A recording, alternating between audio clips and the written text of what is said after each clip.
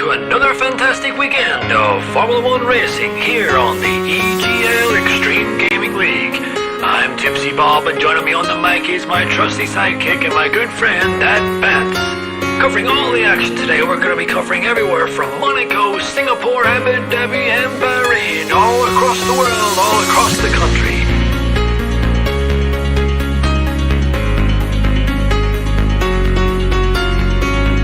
We have a full grid lined up, some of the best talent around the world. We have plucked them from all corners of the earth to give you some of the greatest racing experience footage you'll ever see in your lifetime. Welcome, ladies and gentlemen, to the EGL.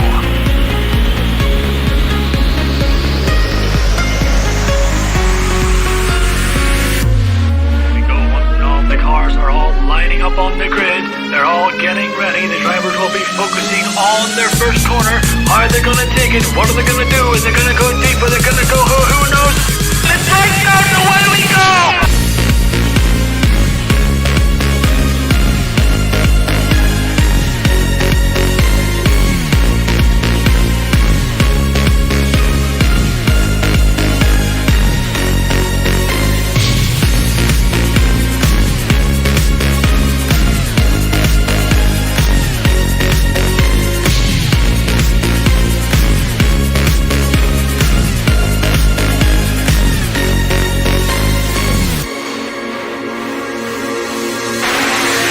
DRS is still active, and if Timo wants to get this moved on, he's gonna need to use this DRS zone, because I have a feeling... Oh no, Timo, cancel the first, you're in distraction zone! I tried to mount up another overtake on 23 trademark. This is right straight to the car. Off the track! Timo cracks under the pressure once again!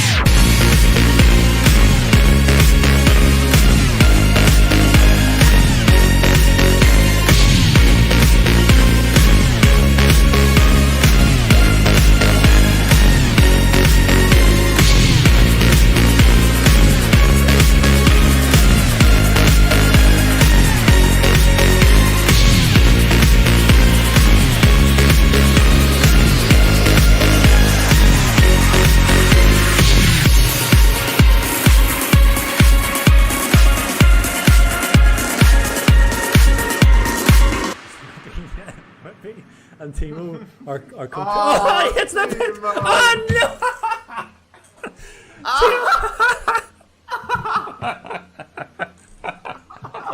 Oh my god, this so sorry, control myself. So Timo So what we gotta do too, so they can stand at the back together again, just like Timo likes it. How many times? Did you see how many times Timo tried to get into the pit?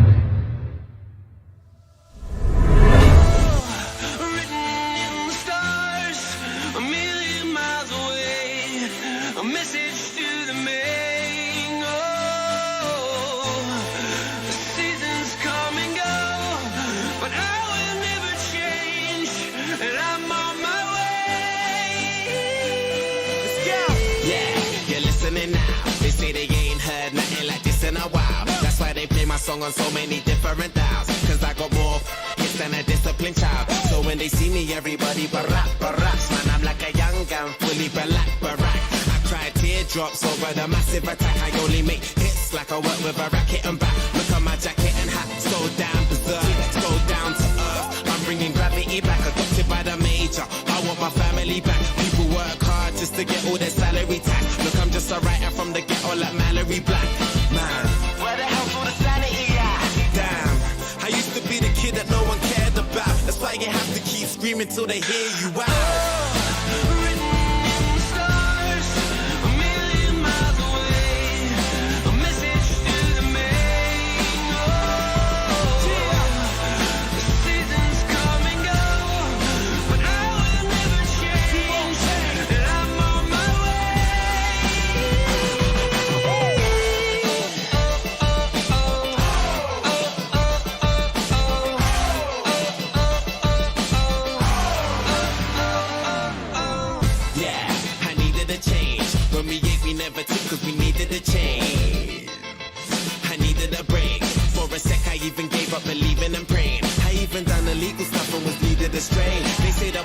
the root of the evilest ways. But have you ever been so hungry it keeps you awake? Mate, now my hunger will leave them amazed. Great, it feels like a long time coming. Bam, since the day I thought of that cunning plan. One day I had a dream, I tried to chase it, but I wasn't going nowhere. Running mad, I knew that maybe someday I would understand. Trying to change a 10 to 100 grand. Everyone's a kid that no one cares about. You just gotta keep screaming till they hear you out.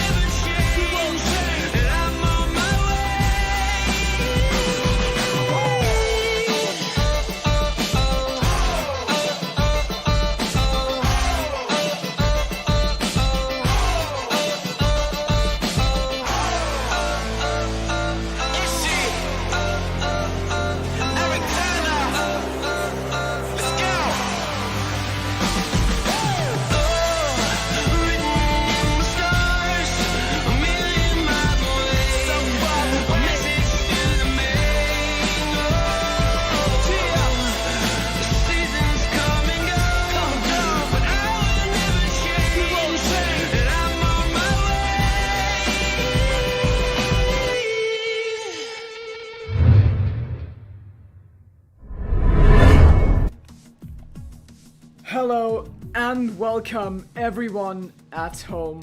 We are back once again with another Extreme Rivals tournament here on the Extreme Gaming League YouTube channel with another tournament. It is a Monday evening and League Rivals 8 is about to start in 5 minutes, and in the commentary box is myself, Timo, and alongside me is Mr. Terror. Hello, how are you doing? Hello, everyone. We have, it is a fantastic occasion. I'm very, very happy to be here. We unfortunately are missing Mr. Tipsy Bob in the commentary box. I was not originally scheduled to do this, but I'm very happy to do it nonetheless. But unfortunately, you guys are not going to hear the dulcet tones of Tipsy Bob. I considered like putting on a Northern Ireland accent and all of that stuff. But my Northern Ireland accent is not very good. So yeah, that was legitimately my best Northern Ireland accent. So I'm not going to do that. It's better than what I would have done, so it's okay. Tipsy, hopefully. Yeah, well, but it's fantastic to be here. We've got the aliens in the lobby, and we have a lot of aliens in EGL right now. And just in terms of like what we're expecting to see, we got 3 races. Obviously, we got China, we got Spain, we got France. They're all sort of fairly technical, all sort of fairly standard F1 tracks. We don't have any sort of curveball like a Baku or anything like that. And I think in terms of what we're expecting, I think that will probably favor the favorites really, which I think for this tournament will be SLR, given the strength of their lineup. And I mean, we have just such a lot of talent in that group. We got Hugo, we got Jensen, we got Wow, and we got Copy. All of them are at the front. Yeah, what's going on? So I'm being told that assists are on. So if you could turn assists anymore. off. I changed that. Yeah, I see that as well. They're not on, so that's good. I just heard a sound in my room. That was really creepy. Okay. So okay. What I was gonna say is, we have It's of course behind you. Sorry. It sounded like it was coming from a speaker. It was really weird. So I hope I don't have anything on. But back to business. We've got 5 leagues, and you can see them on your screen. Of course, they are SLR, who Tara's just sung the praises of. Then we've got Delta Motor Racing, aka DMR, again. 2 Several also returns. They of course won the last tournament. And then we've got 2 national leagues, and that's the Finnish LOR, and I'm not even gonna bother trying to say what that stands for because I can't speak Finnish. and the Greek Racing League Championship, aka GRL, are here for the first time. And you don't need to be an absolute Sherlock to know they're from Greece. Kind of obvious. And I'm gonna show you the lineups on the screen right now. This is it. Every team, of course, or every league gets to pick 2 cars and 4 drivers to drive in these 3 highly competitive races. We've got Jensen Wow, Yugos and Copy for SLR, Alex Burbo, Danico, Nicolais and Triton for 2SRL, Hueni, Panpernik, Brownie and Vex, aka Vexit for DMR. That's a really strong lineup as well. I wouldn't leave them out of the equation. And GRL with lesser known names for our channel for sure, but GK Project, Mad Mike, Canopus and Nick Mara? I don't know. Mora, I think, yeah. Mora, I guess. Correct us if we're wrong on that, but yeah, I think it's Mora. Yeah, and then LOR, of course, also really strong. Mr. Anker, who fought with Speedy for like the entirety of Canada. Makenda, who we know from SLR Tier 2. Tailman and Teggy. Teggy? I guess that's what I'm gonna say. So we've got 5 very strong lineups here. Last time I said something about after the 2SRL dominance, especially at Baku, the leagues need to step their game up, and I expect they will, and oh boy, did they. Yep, they certainly did. It's pretty scary, some of these lineups. Just a note, by the way, DMR Brownie is going to be racing, certainly on my screen. I don't know if you've changed it, Timo. I assume you haven't, but he's Felix Luneberg, I think. Yeah, umlaut is too difficult for us poor native English speakers to do. So I'll leave that to you. But yeah. Yeah, it's going to be interesting. We've seen him take a win in Kota last tournament, and I think we're shortly going to go, which means we're gonna go to the first track, and that is Shanghai in China. Fun with the track intro.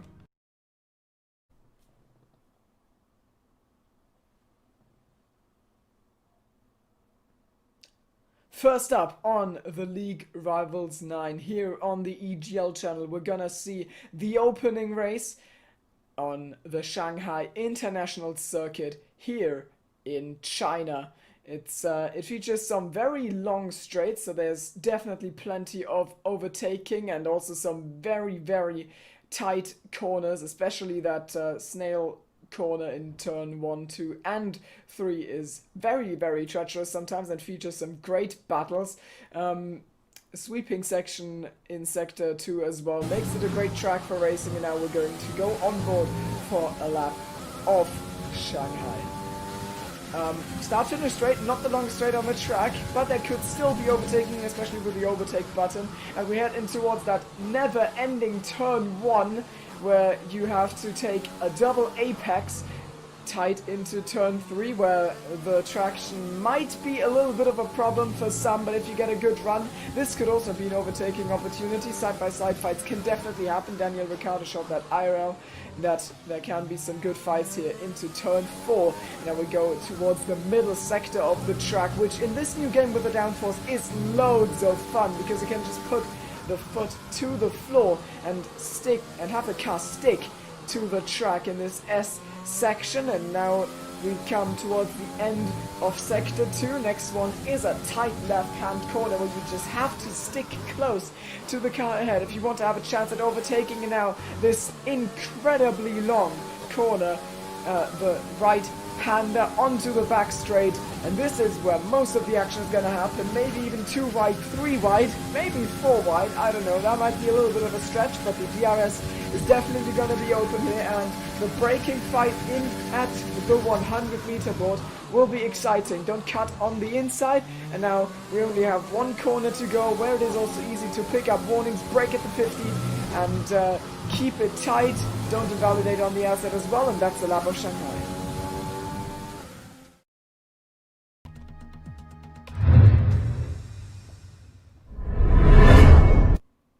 So here we are then in China. One-shot qualifying is about to start. Of course, everyone should be familiar with that format, but to break it down, you got 1 lap, if you don't get a good lap in, you're probably going to be starting at the back. There's no second chances here, and it is so easy to make a single mistake and with that already jeopardize your whole campaign in this tournament. So one-shot qualifying. It's going to start soon. We will probably pick one driver to follow the thing with, because they are not at the track, like at the same instance of the track, so you can only see one at a time. Yep, absolutely. And there's a lot of opportunities to invalidate in China. Lots of corners that you can potentially cut. So I think it'll be interesting to see who manages to keep their cool and who is a little bit too greedy and overreaches a tiny bit. Quite easy to cut the inside curb on a couple of corners, and certainly the last corner is a nightmare as far as invalidations are concerned. So it'll be a cool head, a test of nerve for a lot of these drivers. But we'll see how it works out. We're just waiting on a couple of drivers, I think, to finalize their setup and everything else. Yep. And then we will be underway. Okay, Here we go. So, the game has just given me Yugos to spectate, and I think that's a good starting point. At the left side, you can see the timing tower, which is going to be all over the place, at least for the first two sectors, because drivers are going to trade positions left, right, and center. Now, slowly the sorting has begun a little bit, and it looks like the front runners are Jensen, Panpernik, Brownie, and Yugos. Also, Mr. Anke and Makenda for LOR in P5 and 6. And now, every time we're gonna head into a braking zone, everything is gonna be upside down. So. But it looks like Jensen and Panpernik seem to be consistently front-running for now, and that's of course good for DMR and SLR. And now Yugos, through the middle sector, has also picked up a little bit of speed. We're going to come towards the end of said middle sector. And, Copy is invalidated. That's a big deal for Copy. Two people in so far, I think, have invalidated, Mad Mike and Copy. But the other SLR boys right at the front, Hugo and Jensen, as we expected, towards the very front. Mr. Anke putting in a good show as well. And then the two SRL boys in the Ferraris, Alex and Danny, 4 and 5. Yeah, they are certainly in a good positions as well. Danico actually is still very far up in the running, and Mr. Anke is now towards the end of this lap shuffling himself up the order, and let's see how it looks over the timing line. I think there might have been some invalidations. Yeah, I think Anke is still fine, and he actually sets pole ahead of Yugos, and then Danico for 2 SRL is in P3, Jensen for SLR in P4, and I didn't see more for now. 0.004 of a second, though, between Anke and Hugo, as Mr. Anke showing up in the first qualifying session and just pipping Hugo to the post. Maybe a conservative final corner after his SLR Tier 1 invalidation that ended up costing him a lot of points there, Hugo. But certainly a good performance nonetheless. Danny with an excellent P3. Jensen up in P4, and then the DMR boys behind them of Hueni and Felix. Followed by Wow, Alex, Taliman, and Makenda. Yeah, LOR gets 3 boys into the top 10, and so does SLR with Wow on P7, and the other 2 guys a little bit up ahead. So if I see that right, DMR only has 2 in the top 10, and so does 2 SRL. That's, yep, I the think top 10 is. I think that's right. But yeah. Danny putting in an excellent performance in that Ferrari. And yeah, some support for the LOR boys in chat. Some Finnish names that I see there. Pemmi, of course, has been in SLR for a few weeks now, and then Kohoti as well. Welcome everyone, and thank you very much, Mr. Tipsy Bob, for the message there. That is very much appreciated. I am sad that you can't do it today, because it would have been fantastic to watch. It's you and Timo have been the iconic commentary duo, I think, in EGL for a little while now. So it's a shame to break that up, but good to be here nonetheless.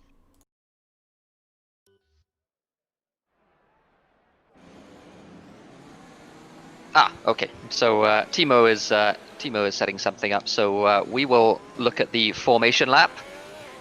And in terms of tire choice, we got most of the field on softs. Obviously, the top 10 have to be on softs. Some of the guys behind have gone for the mediums. It will be, of course, 25%, so it's a one-stop strategy, pretty much guaranteed for everyone. But most of the cars out of the top 10 are on mediums. The exceptions are Panpernick, who's on softs, Velocity, Teggy, something like that, Tegger, and Copy, who are all on softs as well. Copy is the surprise from that qualifying session, I think. He invalidated quite early on in that lap, I think somewhere in Sector 2. So Copy will be coming through from the back. We know he is a very fast boy indeed, though, and he might manage to do that. Yeah.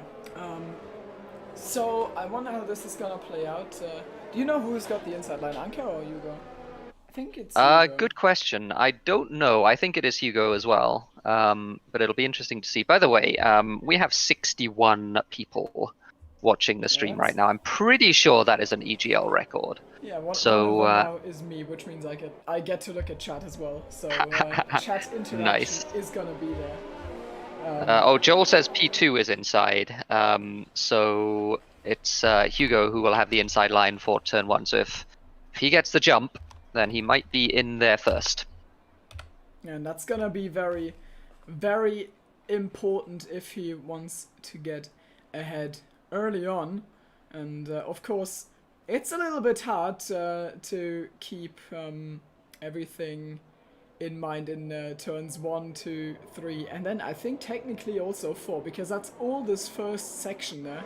And that's basically the entirety of Sector 1, but it is a little bit complex. There's lots of twists and turns, so you can run side by side through there, and you don't know until the very end who's gonna come out on top, and that's certainly going to be interesting. But for now, we will look at Yugos and Anke. Maybe Jensen and Danny can sneak up the order a little bit, but we will see how everything will play out. Let's hope that no one crashes, because that would be a shame to end their races early.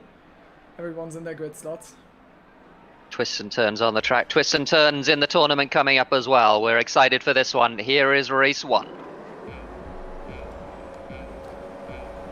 And we've got 5 red lights, and the League Rivals Tournament number 9 is go! As it looks like Anke got a really good start. He's already a car length ahead of Yugos, who's been left behind a little bit. So Danny Cohn, the Ferrari, sweeps round his outside, and so does Swenny in the Mercedes, even though they're not done with each other yet. Yugos comes back at Danny, though. I thought that was a done deal, but they're still running side by side through turn 3. That's exactly what I meant, and now it's gonna come down to who gets the better acceleration into the end of Sector 1. And so far, it looks like Yugos is gonna wrestle Danny Cohn off a little bit, and there's a little bit of side pod contact, but it looks like, well, Anke is well clear of them. Yugos solidifies his P2. Danny Cohn shows intent on getting up the order early in P3. Jensen, Querny, and Wow has gained a position, I think. Some drivers going deep in the background. Panpernick fighting with Alex Burbo there in the top 10. Yeah, good stuff from Panpernick as well, getting around the outside there. Everyone getting through mostly cleanly. There was half an incident, at least at the back, with GK Project, and we lost Undertaker, who has gone around. Panpernick, yeah, is the first one to fall in his Mercedes, but he gets to recover. He's in P15 now. Vexit has gotten himself into the top 10 here, and I think there's an attack from Alex Burbo on Vexit, but at the front, I think and Makenda's gone as well. Makenda spinning, I think, in the long right-hander. Not sure how that happened, but lots of action further up. So up front, I wonder if they're gonna wait for DRS, as Jensen gets all sorts of sideways on the curbing there. And wait, is that Hueni? What happened to Hueni pitting? Okay, don't know if he, I don't know if that's a front wing thing or if he's just trying the big undercut. You can potentially do that. You probably have to go on the hard tires to do it, but certainly no, he's going on medium. So and yeah, no front wing change. So Hueni gambling, pitting lap 1 to get rid of those softs, and that is very early. You do lose some amount of overall race time with that, but it might be worth it just to be out of the traffic. Yeah, that is actually very interesting to see. I think in race 2 it was last tournament, multiple drivers did exactly that, and Copy is already in P11. He started last, remember that. So he's gotten himself, well, he's gotten himself through the field. He didn't get into trouble at all, and now he's finding himself just outside the top 10, so brilliant stuff from him. Yeah, absolutely. And a couple of people in chat saying, "Tires, please, Timo." Exactly. The old meme. Timo is. It's not the first time that we've screamed at Timo for Shush. tires, so he's Shush. used to it by now. But Shush. in any case, yeah, Copy making his way all the way up to P11 from the back of the grid, and I think he's just lost DRS, unfortunately. Well, no DRS yet, but there will be next lap. So Copy's going to have some work to do to get back into the top 10. Alex, though, right up behind Vexit. No real chance, I don't think, at an overtake from this far back. Maybe there is, though. Vexit on the medium tyres. Alex trying to go around the outside. Vexit closes that one off, and things stay as they are for the time being. Up front, though, Mr. Anchor does the fastest lap of the race on lap 2. He is stretching that gap just a tiny, tiny bit to Hugo, but Hugo still in that DRS bracket. And Copy pits as well, so he's another one who's gambling with a very early pit stop. Yeah, the top 3 have managed to break free of the guy. Oh, Copy retires. Copy? Never mind. Oh wow. So why? Copy, I guess he damages front wing somehow, so Copy decides to call it a day. Oh, he's left the session. That's not right. Stay here. No.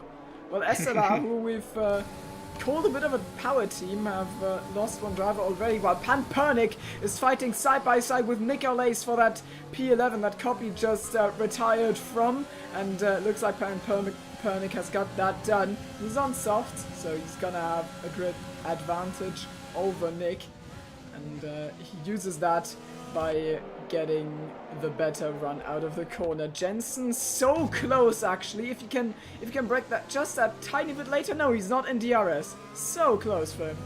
Yep, I think that's where the pack will break. So Hugo pretty comfortably in Mr. Anchor's DRS, and 6/10 is the gap there. Hugo with the battery advantage as well. Danny does have DRS, Jensen does not. So Jensen gonna have to use some of that battery maybe to try and stay in range, but Hugo looking closer than ever, and we know how good Hugo's race pace is, we know how good his consistency is, and he will be all over the back of that Alfa Romeo, I'm sure, and he pits, in fact. So lap 3 for Hugo to pit, and he is going to try the big undercut. So is Danny, and so is Jensen. Yeah, and I think that's exactly the right call. I wonder where they're going to come out in relationship to especially Hueni, because I don't know if the undercut is that powerful if everyone else has got very fresh softs and you've got mediums. I don't know if that works. And I also wonder when the medium runners are gonna pit. I think they're gonna probably pit like towards the middle of this race so they can take full advantage of the softs. Maybe. I mean, the softs around China, as I remember it, barely last any time at all. As we have some yellows, and it's a Renault. Jensen has spun! Jensen has spun in turn 1. He was one of the front runners. He just came out of the pits. We didn't see what happened. He seems to have all of his front wing. But Jensen, that is a big deal as far as this race and the potential championship is concerned, as Danny goes up the inside of Undertaker for P12 on track. Danny is pitted, of course. Hueni getting himself 3 seconds. But Jensen, whether it was a mistake or whether it was an incident we didn't see, but that is going to be very costly for him. Yeah, I wonder where he's gonna. I wonder if he's even gonna pick up any points after that. That costs so much time. This field is so competitive that I wouldn't. I actually would think that probably puts him out of points paying positions. And Felix Lüneberger, aka Mr. Brownie, is finally fighting past Wow. He's been knocking on the door for quite some laps. Last tournament they were teammates for DMR, but now Wow is, of course. Oh no! Swinging that. SLR banner, and they make a little. Oh wow! 5-second penalty for Wow for collision here. I don't know if that was if that's how that's supposed to work, but it's gonna give him the penalty, and he will have to serve it right now as he enters the pit lane. 5 seconds and the new front wing. Oh no! Oh, on the front wing, as well. So the 5 seconds. If he didn't serve it, that'll probably be taken off. But that's a very, very costly mistake for Wow to make. That's the second time in 2 days that he's made that mistake. Rear-ending another car in pit lane. So, Wow, not having a good time of it. And SLR, I mean, Hugo's right up at the front, but we've lost Copy. Jensen has had an incident, and so has Wow. So those 4 drivers, with the exception of Hugo, all running into some sort of issues. Yeah, SLR is certainly in a little bit of trouble right now. And we've got... Oh, hang on. Hugo's ahead of Mr. Anchor. Sorry, I didn't realize that. So that's the net lead of the race, and Hugo has the net lead of the race. When he's fighting alongside Undertaker for GRL and DMR, and now Brownie is the next one to get the move done. Probably look at the grip advantage. That's so big, and Undertaker goes a little deep in that. And yeah, as you said, Anka is now behind Yugos, but on China with the high strength of the DRS, it's very, very potent. So you might. Well, I mean, it's not too bad to be in P2 here as long as you are not a lot slower than the car ahead. And while SLR are kind of crumbling now, Yugos is still holding their hopes high. Yep, absolutely right. As Talaman, I think, is going to come past Undertaker as well. Undertaker yet to pit, of course, and Alex Alex following him as well, side by side, exiting the hairpin. Alex and Talaman. Alex does get the drive off, so for 2SRL, Alex gets that position up to P11. We've got Felix on Hueni as well. That's a tyre advantage there for Felix. But I mean, it might not seem like it, but there's a long way to go in this race still. He goes to the inside to defend early, and he cuts that very tight because he's scared of what Talaman is gonna do. And he, well, Talaman just takes the position and sweeps around the outside. Now Panpernik on fresher tires also past Undertaker, who's yet to stop. Oh wow, who's yet to stop and slides quite a bit. I assume he's not going to be a factor in this race. GK Project for GRL, meanwhile in P8 has got an angry train of pit stoppers behind him, and he will probably want to pit before they catch up to him. Otherwise, he's going to get swamped. And the SLR boys in the Renaults forcing their way past Undertaker as well. So they're on the back of that little train that's headed at the moment by Talaman. And they are going to be, well, if not angry, then certainly riled up as far as overtaking is concerned. They really need to make some moves within the next few laps. We've still got a while to go in this race. We've got 8 laps after this one. So there is time for them to get themselves back into contention here, but certainly and those Anka mistakes... goes for a move on Yugos. That's from the net race lead. He goes to the inside after the DRS straight, and there's no room left for Yugos on the outside of the track. So Anka just decisive on the brakes, and he takes the position, and that's the net race lead, and it goes back to Finland. Yep, and these two, I think, trading DRS at the moment. The crucial thing as far as SLR are concerned, though, as WoW gets himself 3 seconds. It's his Achilles heel. We've seen that before from WoW. But Hugo has nearly a full battery, and Mr. Anka has nearly an empty battery. So those two, as GK Project has spun in turn 1, didn't see if he was helped around or if he spun all by himself, but certainly it's easy enough to do, and GK Project unfortunately has knocked himself effectively out of this race. Yeah, so GRL are also having and Alex, sorry, Panpernik hitting the back of Alex there and really unsettling him in turn 4. That was very nearly an accident. Yeah, but Alex is still going, so Danico, not the only 2S driver who's probably gonna get some points, as 2S are actually kinda like technically leading a 1-2 right now with the 2 McLarens of Nicolas and Triton, but they are yet to pit, and if I look at the gap, I don't think they're gonna be in a very good position, but maybe they can catch up in the last stint on the softs. That's not the easiest task here in China. Yep, 2SRL with the rich history of having the McLaren in EGL tournaments, of course, and with some amount of success as well. But yeah, those two are going to fall, unfortunately, out of contention when they pit. And Nick does pit now, so an early pit stop on the mediums. He's going to do, what is that, 7 laps. Anka's going on a move for Mad Mike, and I don't think that's going to be too hard for him because Mad Mike is on old tires, and now maybe if Yugos doesn't get past soon enough, Anka might be able to make a break here. And yeah, I was going to say, Yugos super committed on that one. I did not see that one Nicely coming, done. and he knows that he has to be decisive, and that's exactly what he does. So he keeps himself in that 8/10 the gap now, but if he can carry that into the next DRS zone, then he's gonna be fine, I assume. Yeah, no, he'll be totally fine. He's got a full battery as well, so he can use that to close the gap if he needs to. Didn't see if he made a mistake there. He might have made a mistake in the last lap because suddenly the gap was all the way up at 7 or 8/10, and at a crucial time as well because they were passing Mad Mike. But is Hugo struggling? I don't know. He's just dropping off the back of Mr. Anka just a little bit.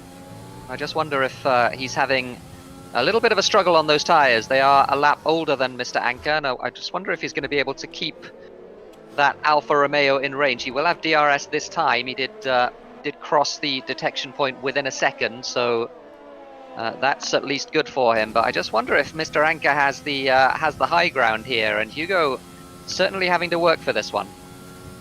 He's so close to being out of DRS actually, and I don't think he used much of his ERS on that straight. But actually, if you look at the battery situation between Anka and Yugos, it is very much in favor of Yugos. So maybe he's just trying to like. Oh, Talaman and Hueni. Talaman hitting the side pod there of Hueni, and there's a bunch of people as Triton pits from what was the lead. A bunch of people behind that. There's 7 cars in that train now. Jensen and Wow both at the back of it. And Talaman, he goes for the outside, and we've seen him do this earlier, and it works. Hueni! Oh no, both off. They're both off. So the door. fighting hard for that position. Yeah, everyone else filing their way through, and the 2 Renaults as well at the back even getting themselves a position from that. Just fighting it a little bit too hard in turn 1.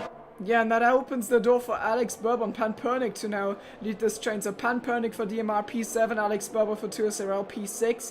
Nice positions from them. They are off the back of Brownie a little bit, who's himself 2 seconds off of Mad Mike, who's still yet to pit. So GRL are also not in the best position because Mad Mike still needs to pit, and the other drivers are from P17 to 19. So they will set their eyes on Spain, I assume, and hope that things go their way there.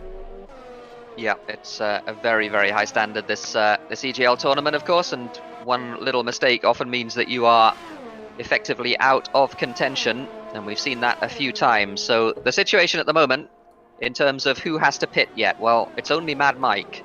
Everyone else has pitted, with the exception of the GRL boys at the back. But Jensen now going on Hueni as well into the hairpin. A little bit of contact between the 2 of them. Jensen runs a little bit wide, and maybe Wow looking there as well, but nothing doing. But Hueni getting muscled out of that position by Jensen in the hairpin. Jensen up to P9 as Mad Mike pits, and that will become P8. Yeah, so those 2 SLR boys are on a charge to salvage their positions after both have made crucial mistakes. Jensen spinning while making contact on the pit entry, and that 3-second time penalty will jeopardize him even more. So Talaman is technically in the points if you count that as well. Yep, absolutely right. And we're hearing that Copy, by the way, has had some wheel issues in that first race. So fingers crossed that he manages to get that fixed. We'll keep you across that situation as it develops, but certainly Copy would be a big miss for SLR. SLR would certainly miss him if he were not able to compete in the other 2 races. And Yugos is slowly but surely draining Anka out of ERS.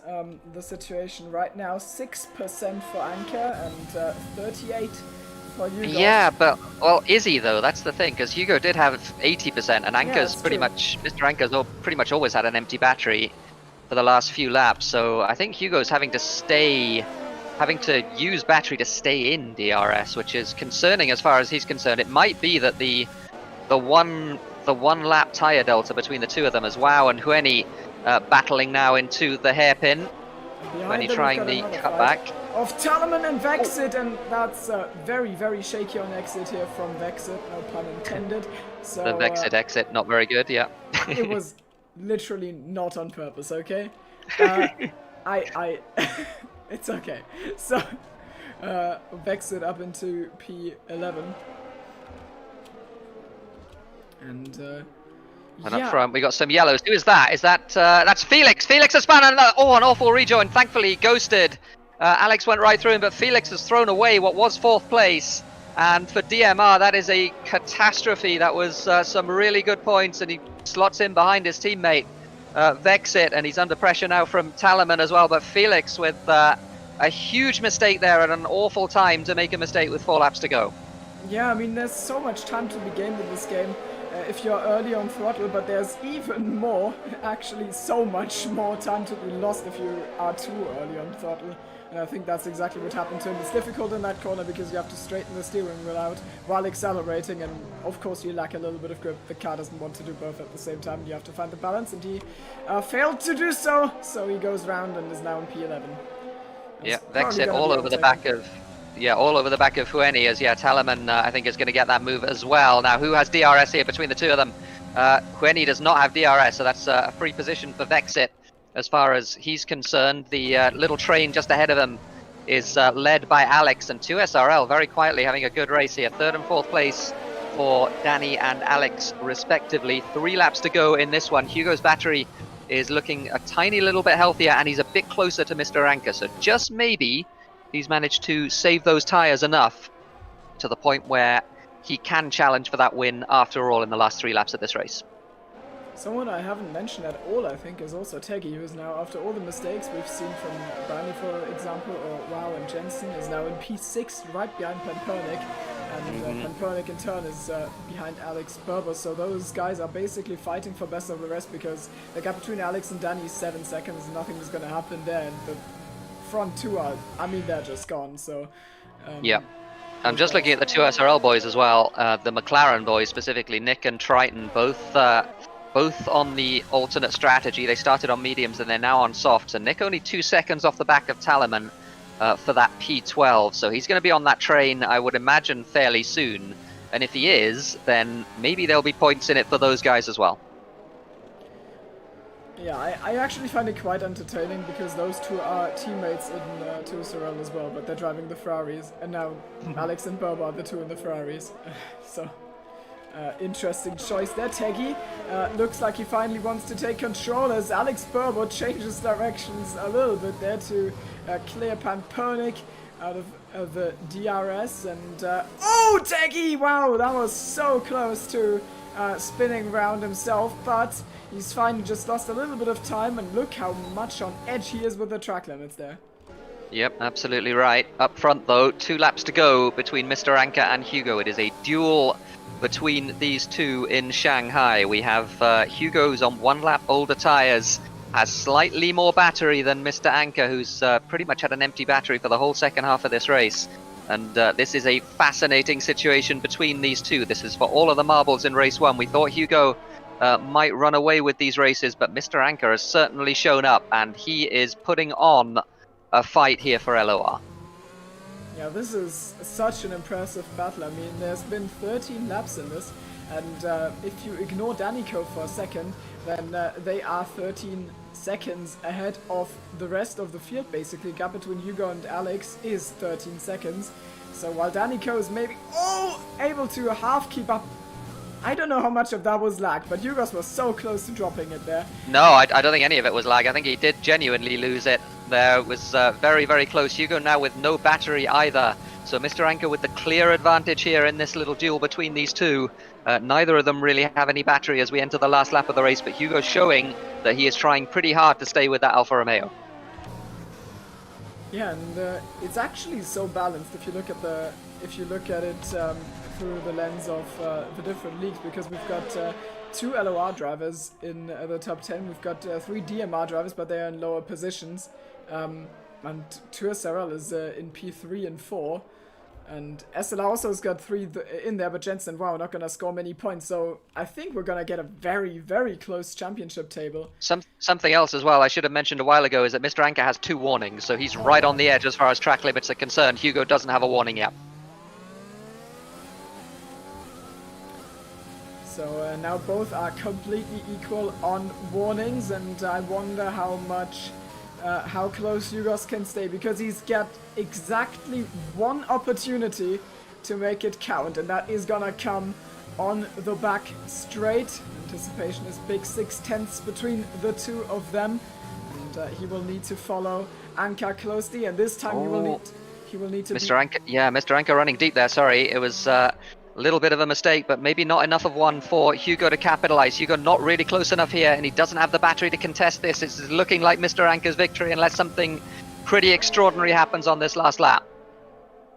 Yeah, that's what I'm thinking, and now Hugos comes so close, but I don't think he will send it. He hasn't looked, he knows that he needs to, but he gets so close, it's not close enough. And Anka, unless in this final corner, but I'm not trying to commentate as curse him, he will take victory for LOR. So that's the first race for you, Anka, ahead of Hugos, and then with a big gap got Danico for 2SRL making it onto the podium, and the fight for the best of the rest, so to speak. Alex Berber will come out on top for 2S and Panpernik. Jensen, with the penalties of others, gets into P6, Teggy P7, Brownie in P8, and So, yeah, one thing wow. to note, where is WoW actually? Because that 5 seconds will be taken off. I think he's still, let's have a look. I think he's 9th. No, I think he's 9th. Between the two DMR boys, with those, I guess, 3 seconds worth of penalties that he had.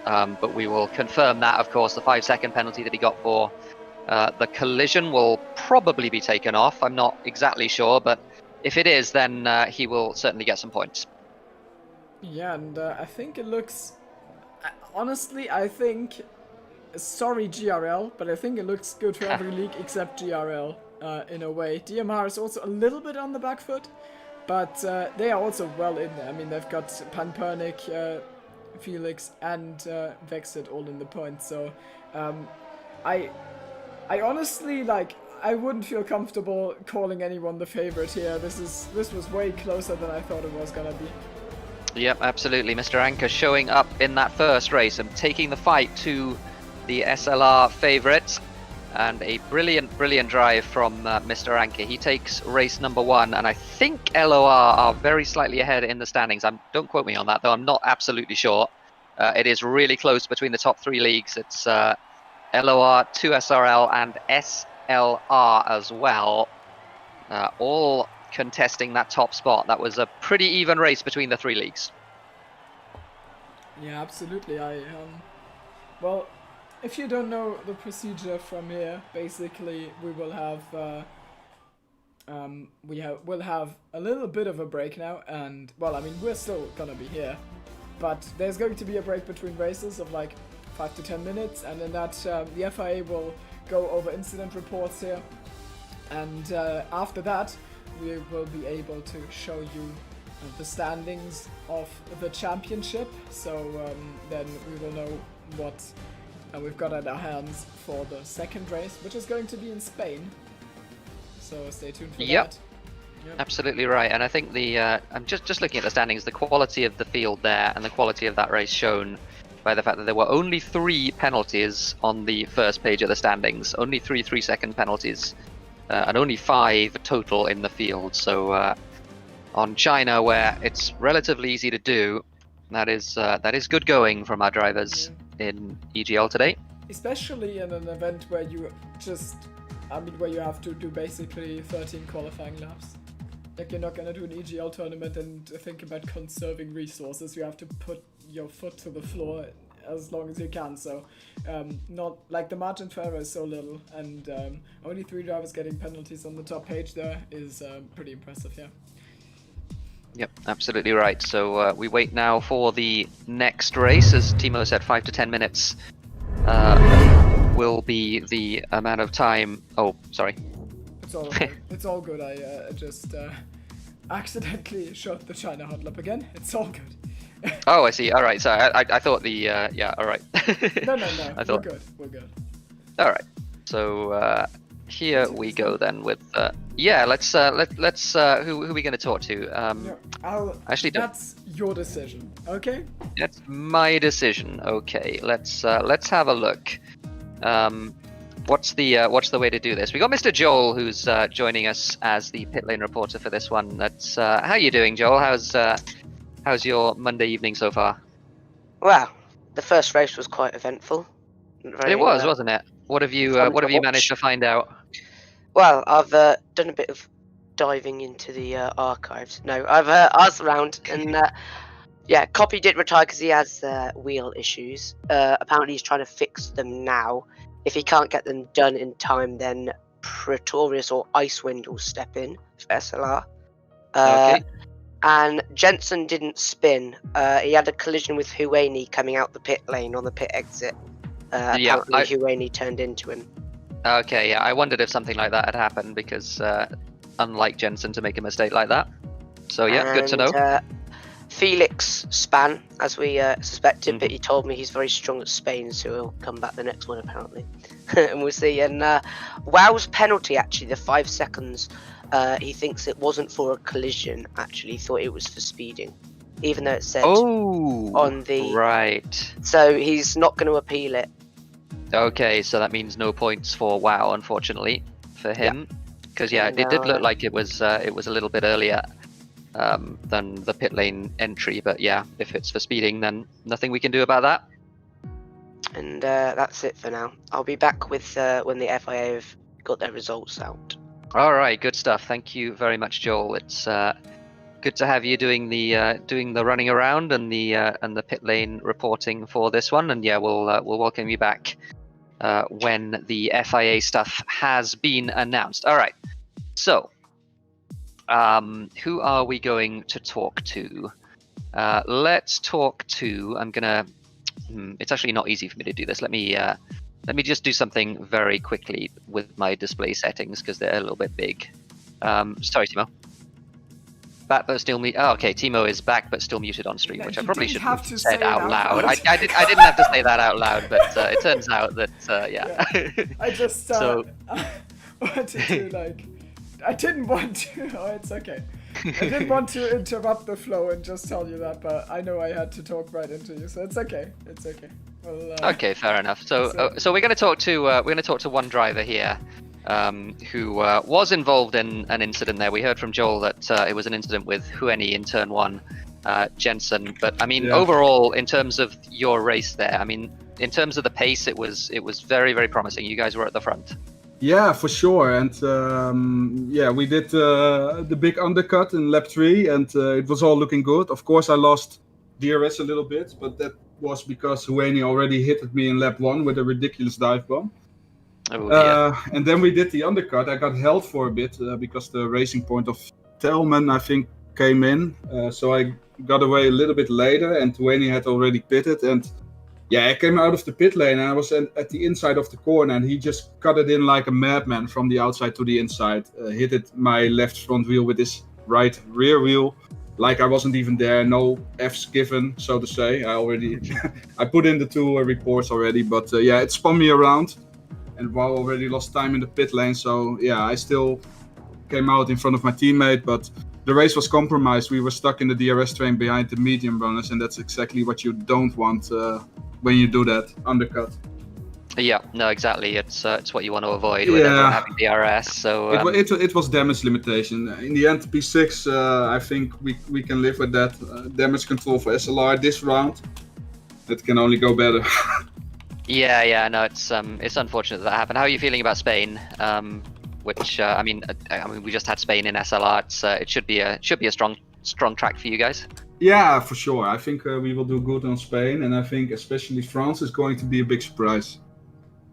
Okay. But, the last 2 tracks should be good for us. If Copy can fix this problem, because he had a problem with the steering wheel, right? Which really, really sucks. So let's hope he can get it fixed, and let's hope me and WoW especially can finish more up to the front next race. But I'm sure we have what it takes to do that. Yeah, absolutely. Fingers crossed, and fingers crossed for Copy as well. That he manages to fix his wheel stuff. Well, thanks for joining us. I'm sure we'll have you in again before the end of the broadcast. So before the end of the year. Yeah, thanks. All right. So that was Jensen. Bye bye. And we are going to. How much time do we have? Time for another one? Because I kind of want to bring. I think so. There's loads of FIA talks, so I think we have. There's loads of FIA talks. All right. So we're gonna try. Oh, I can't even drag because it's too far for me to drag Danny in. Oh man. We're gonna. All right. Oh, maybe I can do it like this. All right. So we're going to yoink Mr. Danny. Wait a sec. Oh, did you do it for me? Nice one, thank you. We're gonna yoink Mr. Danny Corporation into our stream chat, and we're gonna talk to him after that performance. I mean, Danny, you've had a couple of races in SLR this season where you've been sort of best of the rest behind Mr. Bugos.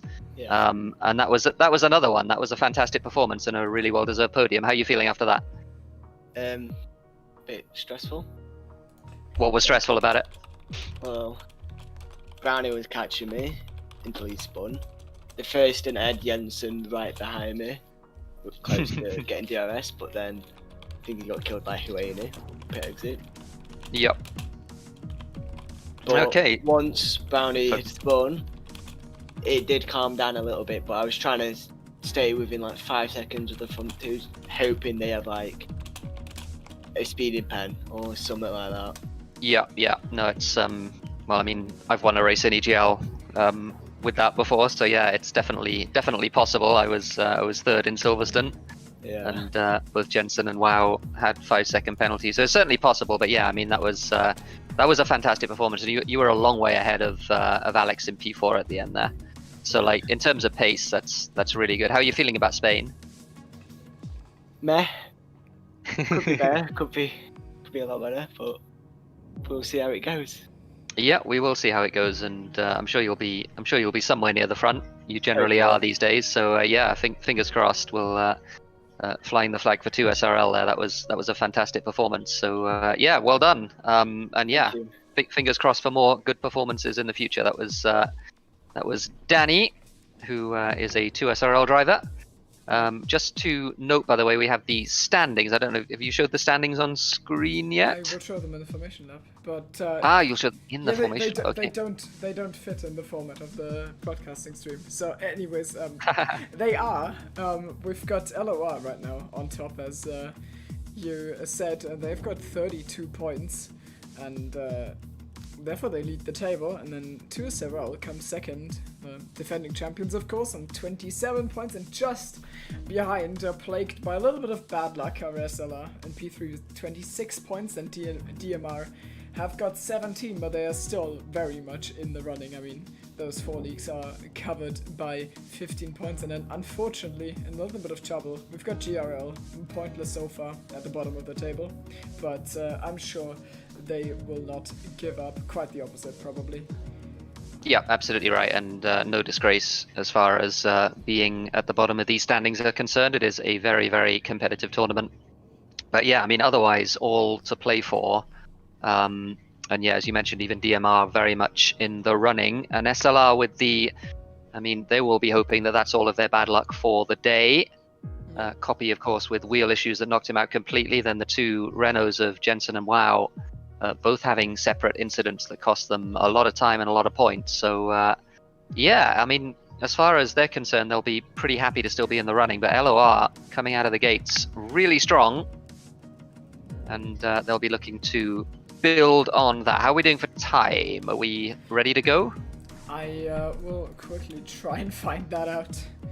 Okay, so we got the FIA working, of course, behind the scenes. We've brought in a couple of people already. I mean, this tournament is probably so exciting that we even got Danico in it. It wasn't an Erling Haaland interview, so you know. It's, yeah, no, Danny. Yeah, I mean, there have been a couple before where it's been. Yeah, it's been a short interview, should we say? But Danny, Danny obviously hyped after that race, and he was pleased with his performance, and rightly so, and talking about it really well. So that's good to hear. The issue I'm having, honestly, is that I don't know who is comfortable talking on stream. So I don't want to just yoink someone in. Like, you know, if for whatever reason they don't want to be on stream, or they don't feel their English is quite good enough to talk. But in any case, that's sort of why I'm reluctant to drag anyone else in. But if you do want to speak, if you do want to talk on stream, then message me on Discord or message me on Steam or wherever, you can write and something in general chat. I will drag you in. Write something anywhere. We'll see it. Sorry, team. I'm gonna have to leave the commentary to you for just a second. I'll be right back. I assume he's going to try and find out who is up for an interview, or he gets some information. So yeah, as usual, of course, this is the period where the live FIA-ing is gonna happen, probably for the incident. For example, Jensen described earlier with Wenny, and other ones, of course, there needs to be, like, evidence needs to be gathered, and then the FIA need to come to a quick verdict, and you need to be careful to not make any quick calls because you might end up setting bad precedents. So that's why this this takes a little bit of time usually, but it shouldn't be too long before we get going. I am waiting for, well, first of all, Terra to return, and second of all, the green lights of Ocean Chief to get us back on track. We're still within the schedule, so Spain is up next, and it's gonna be interesting also because... Alright, I'm back. Sorry about that. Hello. Yeah, Spain is going to be interesting also because we have we've seen quite a lot of Spain in last week, because it was on the EGL channel where we host TSR and SLR broadcast. Those two leagues have done Spain last week, so therefore the drivers of those two leagues at least will be very familiar with that track, and I just got the green light, so that means we're gonna move on towards Spain and have fun with the track intro. See you on track. Next up, as the second track for the EGL League Rivals number 9 is the Circuit de Catalunya in Barcelona in the warm Spain, in the south of Europe. It is quite a classic track. It's seen use for almost 3 decades in real racing, and it has also been the preseason testing track for quite some time, so we are very familiar with this track. It has 2 DRS zone, 16 turns, and it has loads of elevation change here, which makes it a very fun and interesting track to drive. And now we're going to show you one lap of Spain as we come out of the final corner. There's a very, very long run towards turn 1, so big potential for overtakes here if you get a good run through sector 3. We brake at the 75 roughly, clip the inside curbs on both turns 1 and 2, and now we go through the so long turn 3. Keep it as tight as possible. Here you could maybe overtake someone with the overtake button if you can catch them off guard. Side by side running into turn 4 happens more than you would think. Brake at the Martian post at the right hand side for the next turn. Turn 5, the left hander. Accelerate out onto the green AstroTurf. Brake at the curb, and now you need to hook it in perfectly because it's so easy to get a warning here and you want to avoid these penalties. Turn 9, sweeping right hander up the hill onto the back straight. It's short. Maybe there is a chance for overtakes, but it rarely happens. But we might see someone try nonetheless. Turn 10, very tight, and now you don't want to unsettle your car over the curbs. Sweeping right-hander once again as we come towards the section of the track where it's so difficult to follow, which makes overtaking less free than it would appear with the 1 kilometer straight. And that is through turn 16, the end of the lap. That's a lap of Spain.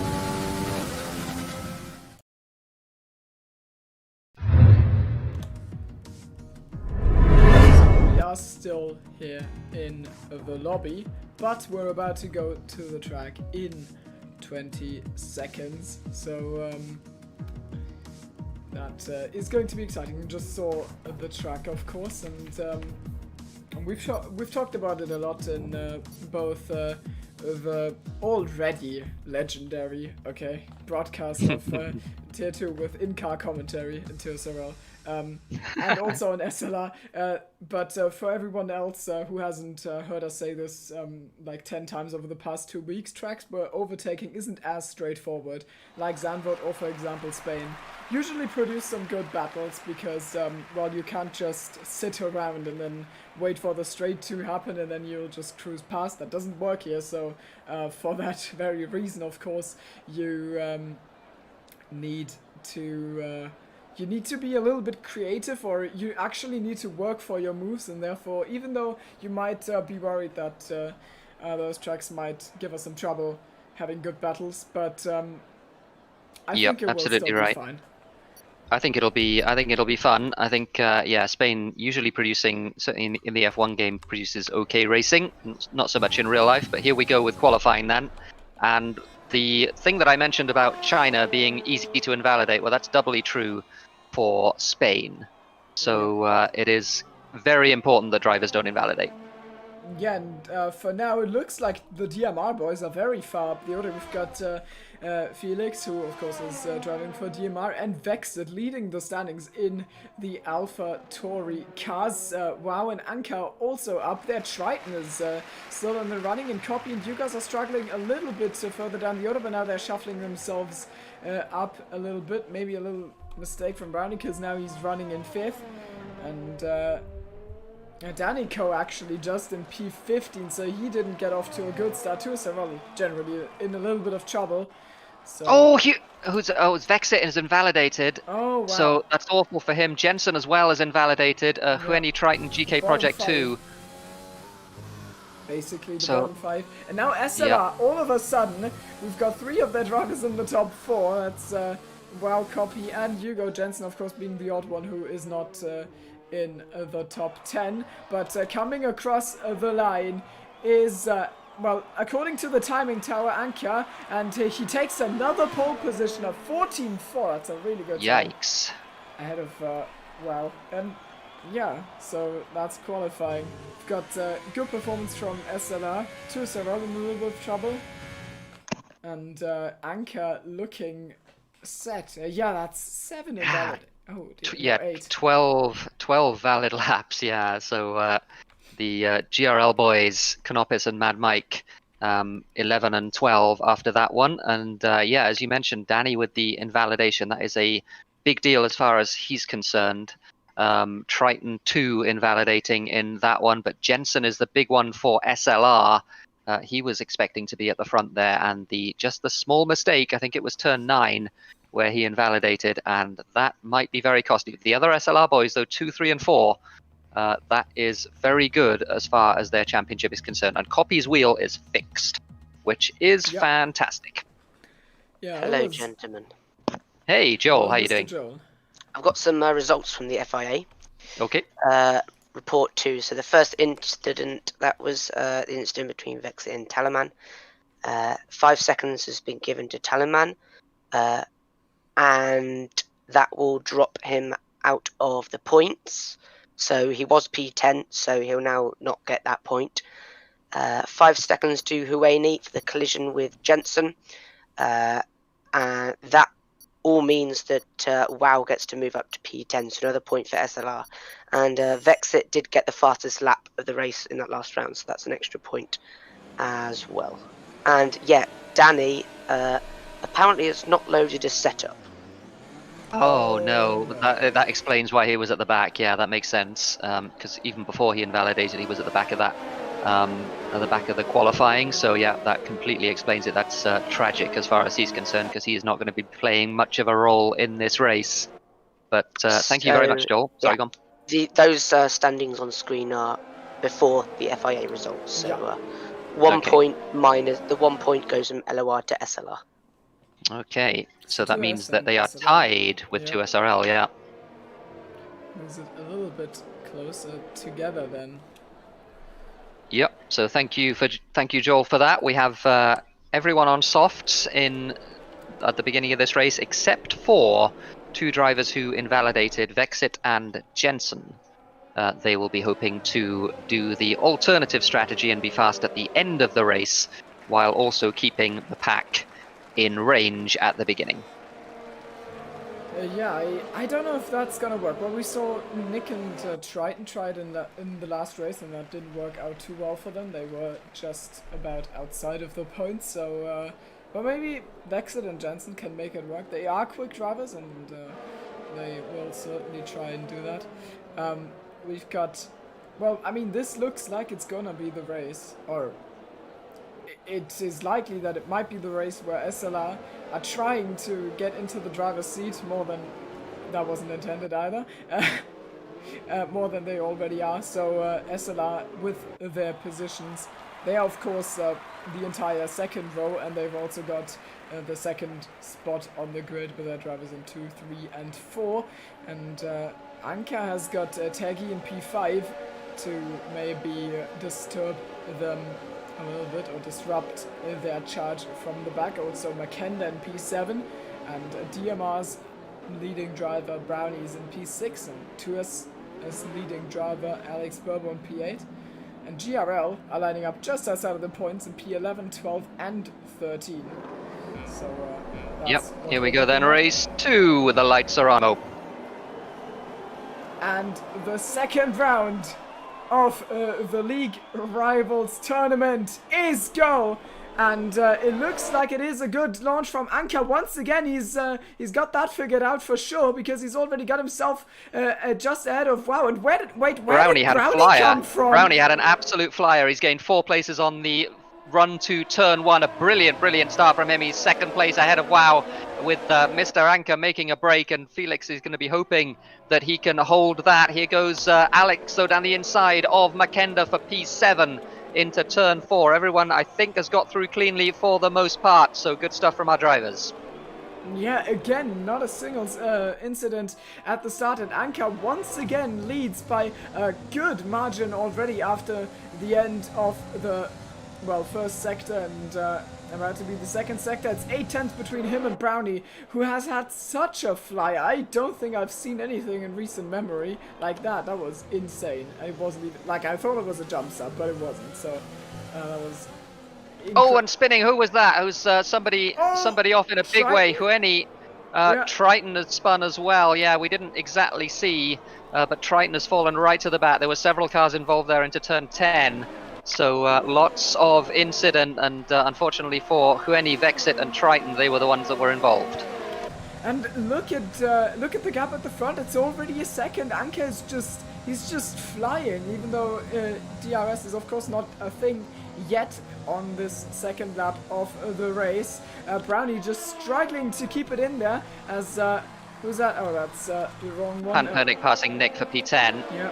Down the inside into turn 1, so it's a big DRS train, other than Mr. Anka, who has managed to make a break, at least for the time being. Felix right on the edge of that. Vexit's gone. That's in the pit lane. Yep, so Vexit retires. Unfortunately, he was going to put the hard tyres on, but decided to call it a day in any case, so that incident has ruined his evening so far. And right now it looks very much like LOR versus SLR, with Brownie in the mix as well, because he is running in P2 for DMR. But generally, we've got 3 drivers of LOR in the top 7, 3 drivers of SLR in the top 7, so very good showing from those 2 leagues. And the others a little bit on the back foot.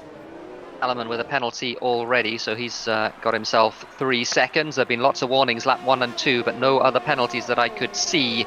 But otherwise, like at 1.2 seconds now, Felix, I think, is going to use a little bit of battery to try and get there. But certainly without that DRS, he's going to come under pressure very soon, I think, from the SLR boys. 3, 4, and 5, WoW, Copy, and Hugo. And I wonder if they're going to shuffle it through at all. I mean, well, doing team orders just costs you time, so I don't expect it. But maybe they are going to... I mean, if someone of them is just a lot faster than the others, maybe they are gonna still put some in place and well, try and maximize their chances by putting the quickest car on the front of the train. And now fighting very close side by side are Terman and Panpernick, who breaks a little bit late into that, gets oversteered, probably a warning for that, but he gets to keep the position. Danny already with a penalty, and running wide there is Nick as well. So and now Telman tries it on Panpernick. He's on the inside, and Panpernick just about keeps it out, so that's a done move for him, and he gets into P9 for DMR. And Felix has managed to get himself back into DRS as far as this is concerned, so he will have that DRS. WoW did not have DRS. He wasn't in range of Felix for P2 as Hugo pits early for those medium tyres, the end of lap 3. Brownie doesn't have DRS either.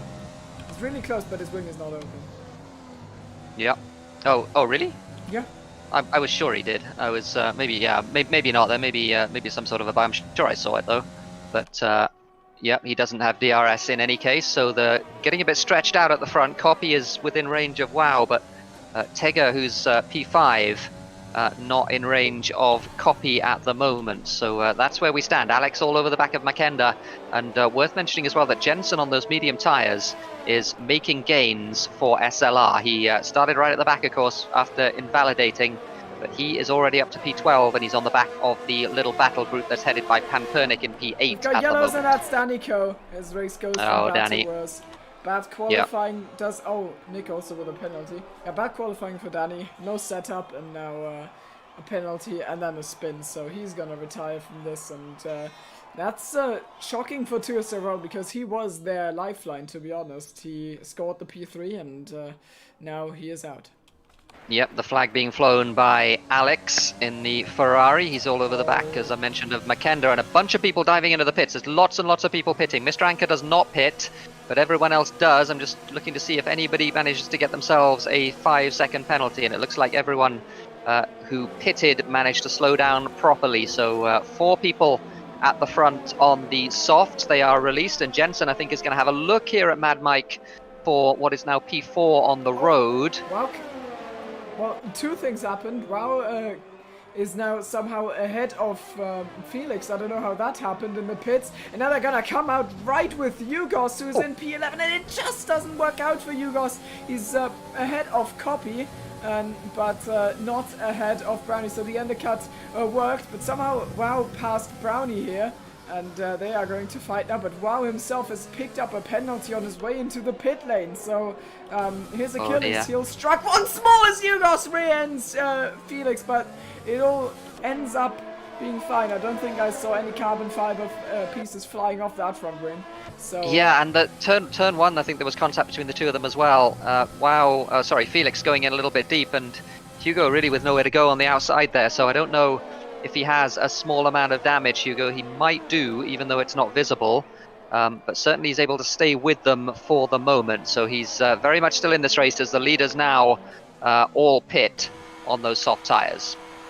Yeah, Mr. Anker coming into the pit lane for the Alfa Romeo pit crew. He's released. That looked like a quick stop, and now already penalty for Brownie. So yeah, they are really pushing to the limit, and Anker, I assume, yeah, he's gonna take the lead by quite some margin as well.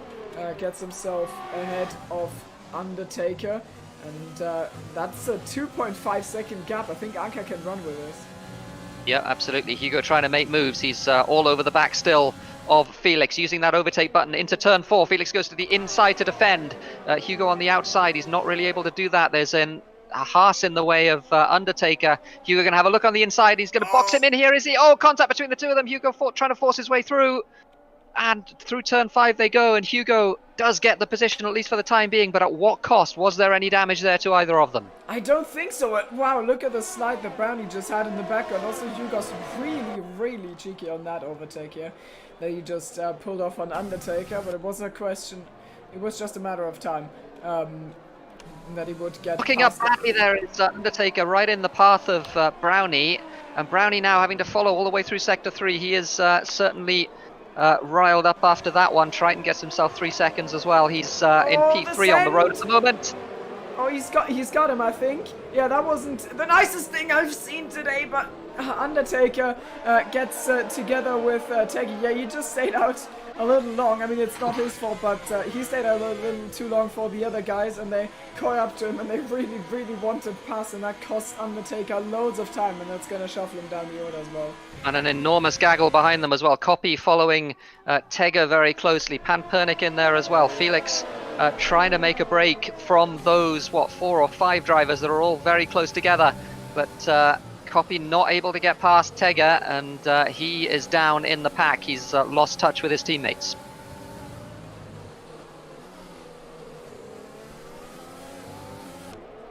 So Anker is now gonna come towards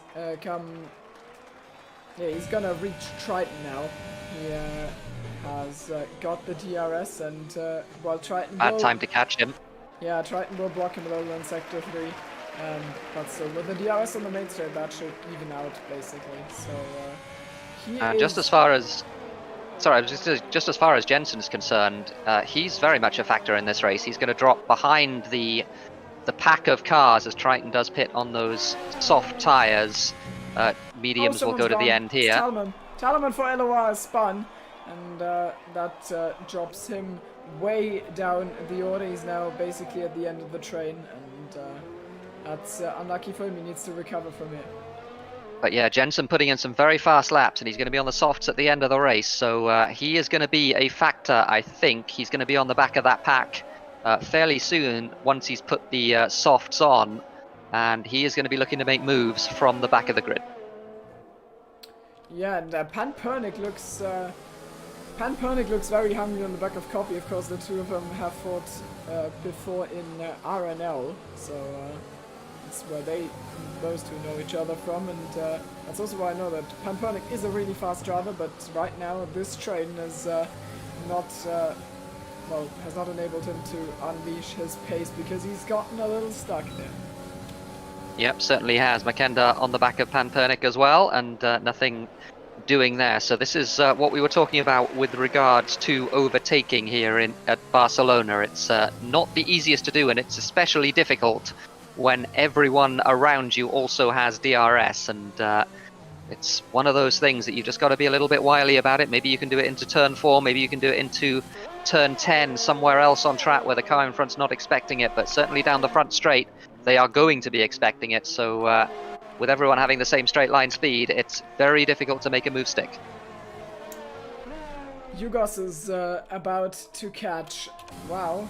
They're of course a league mates, and WoW has got a 3-second time penalty, which means that he is clear of Teggy right now. Brownie of course has won as well, so he doesn't need to worry about Brownie.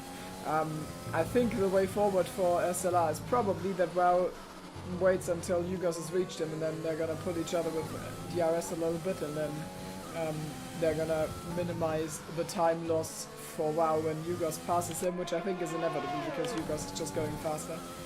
Yep, I think that's right. Copy gets himself 3 seconds. That's a big deal as far as he's concerned. I just had a quick check of the race director, and Mr. Anka has 2 warnings, so he is in jeopardy as far as his well, I mean, he's got a 4-second lead anyway, net over WoW, so maybe not in such huge jeopardy, but certainly that would make life interesting if he were to pick up that penalty. Whoeni gets one. He's all the way down in P16 though. As we come towards the end now of lap 9, starting lap 10, 8 laps to go, and when is Jensen going to pull the trigger on this pit stop? He, at the moment, I'm just looking at Alex, who's in P10, who's on the back of that pack. He's got a 17.5 second lead over Alex, so he'll come out probably a couple of seconds, 2 or 3 seconds behind Alex on the soft tyres, and from there he will be able to potentially make moves. Yeah, we know that Jensen has got quite a dislike, to put it mildly, for DRS trains, and I think he might be in trouble because he could get stuck in one, though on the soft tyres it is possible to stick very closely through sector 3, and that basically sets you up for success on the main straight, but the DRS the defender's gonna have will make it harder for them.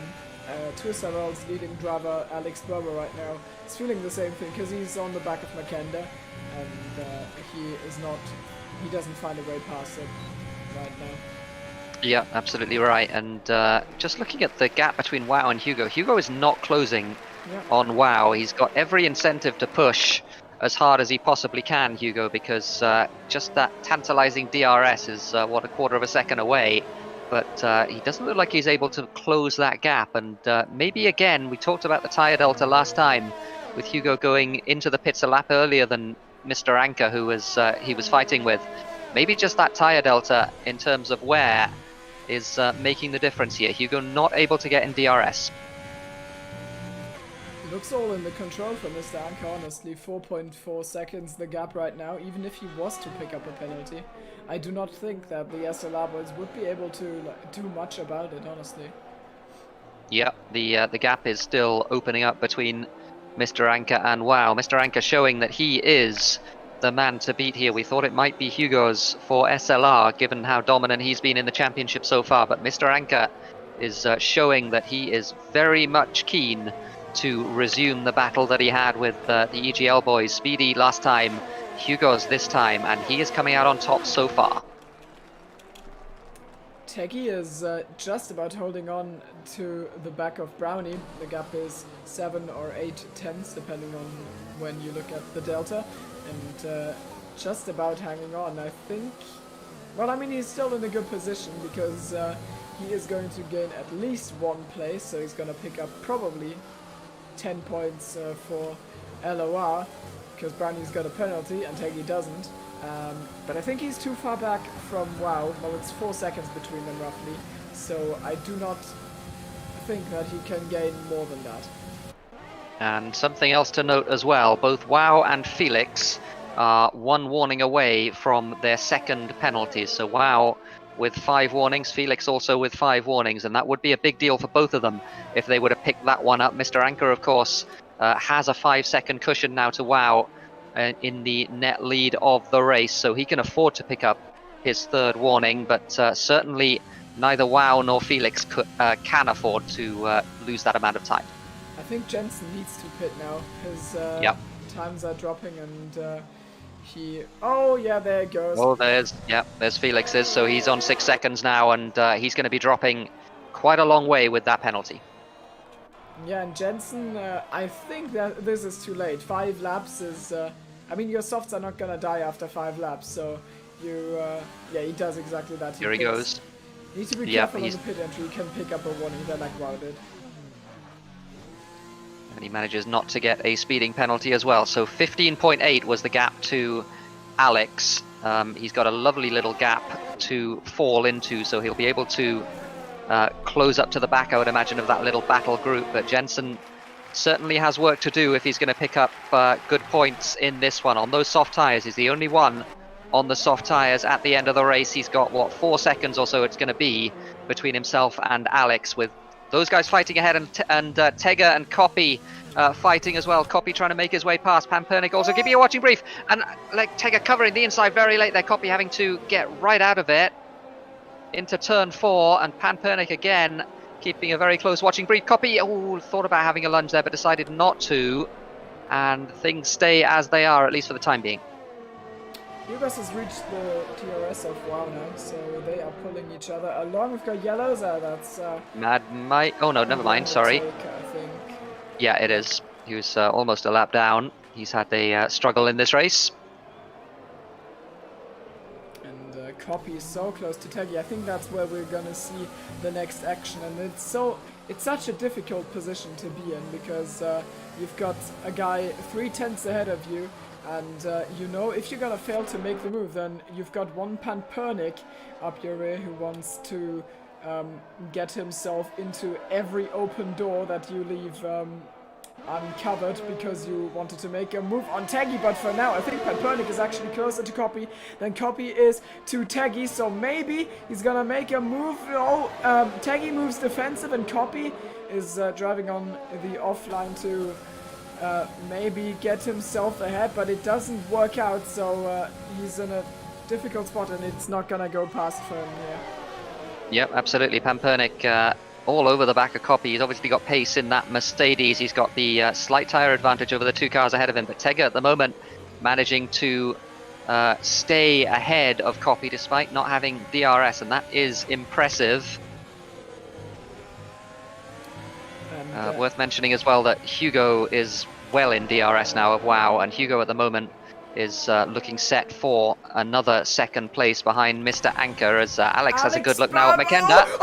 Pampernick's round, and Alex takes 2 because McKenna missed his break, and he spins Pampernick round, so down he goes to P9, and now he's got Jensen right behind him, and Jensen on soft tyres is gonna make he's gonna make quick work of him, I assume, because those softs are definitely going to deliver the grip he needs to get past.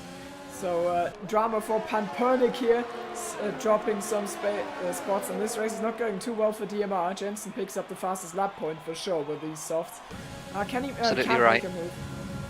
Nope, he's not quite close enough. Doesn't have any battery. He's not managed to save any battery, unfortunately for him. He's got 3 laps to make this move on these guys, because he will have the better tyres for at least a couple of laps here. Pampernick showing to the inside there, and Jensen not able to make a move there. But yeah, I mean, so sideways, and that's exactly what Jensen wanted. He smells blood, and now he is going for it. He carries it around the outside, and I think the superior grip is gonna lead him into P9, so Pampernick has to concede. And also, while I was talking, Teggy got a penalty, so that's not very good for him. He's probably gonna drop to Copy and Alex Bob, or maybe even McKenna. So and maybe even Jensen, who is looking pretty good at the moment. I'm just going to check Jensen's penalties because he's been right on the edge with track limits a couple of times. He's still on 2 warnings, so no penalties for Jensen, and that is a really good position for him to be in. Makenda, who rear-ended Pan Pernick just now without wanting to do the FIA's job for them, I would imagine that he's probably going to get a penalty, and that also means that Jensen is a little bit further up, so this could be really good points from the back of the grid from Jensen here, and this would be a very impressive drive. He's a man on a mission for sure, and that mission is to send one down the inside of Makenda, and yeah, he gets squeezed. There's a warning and the penalty for him, so now he is still behind, and he's got 3 seconds to his name. Unfortunately, late sent maybe. Yeah, he needs to get past somehow, and he's quite desperate. You can see it. He's all over the back of Makenda, and now finally into turn 5.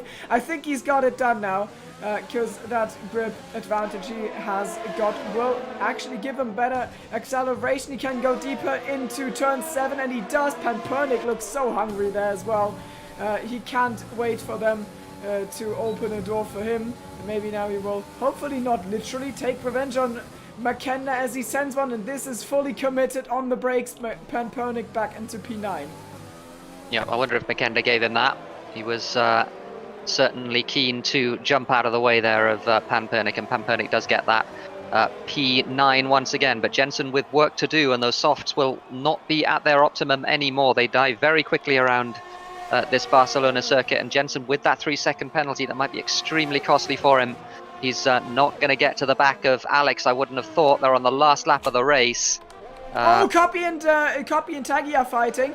So Copy has finally taken the initiative, and even though he probably doesn't have to on the last lap, they are fighting side by side through turn 3. There's not enough space. Well, there is enough space, but they still try to make it 2 cars in one spot of the track, and they are still not done fighting it out. Coming towards turn 5 now. Copy got the inside line, so he's probably gonna break ahead here, and Taggy is on the AstroTurf that doesn't provide enough grip for him to put the foot down. So Copy takes a spot on the final lap, and yeah, nicely done. That was a real fight. They both have 3 seconds worth of penalties, so Copy getting that P5 at least for the time being.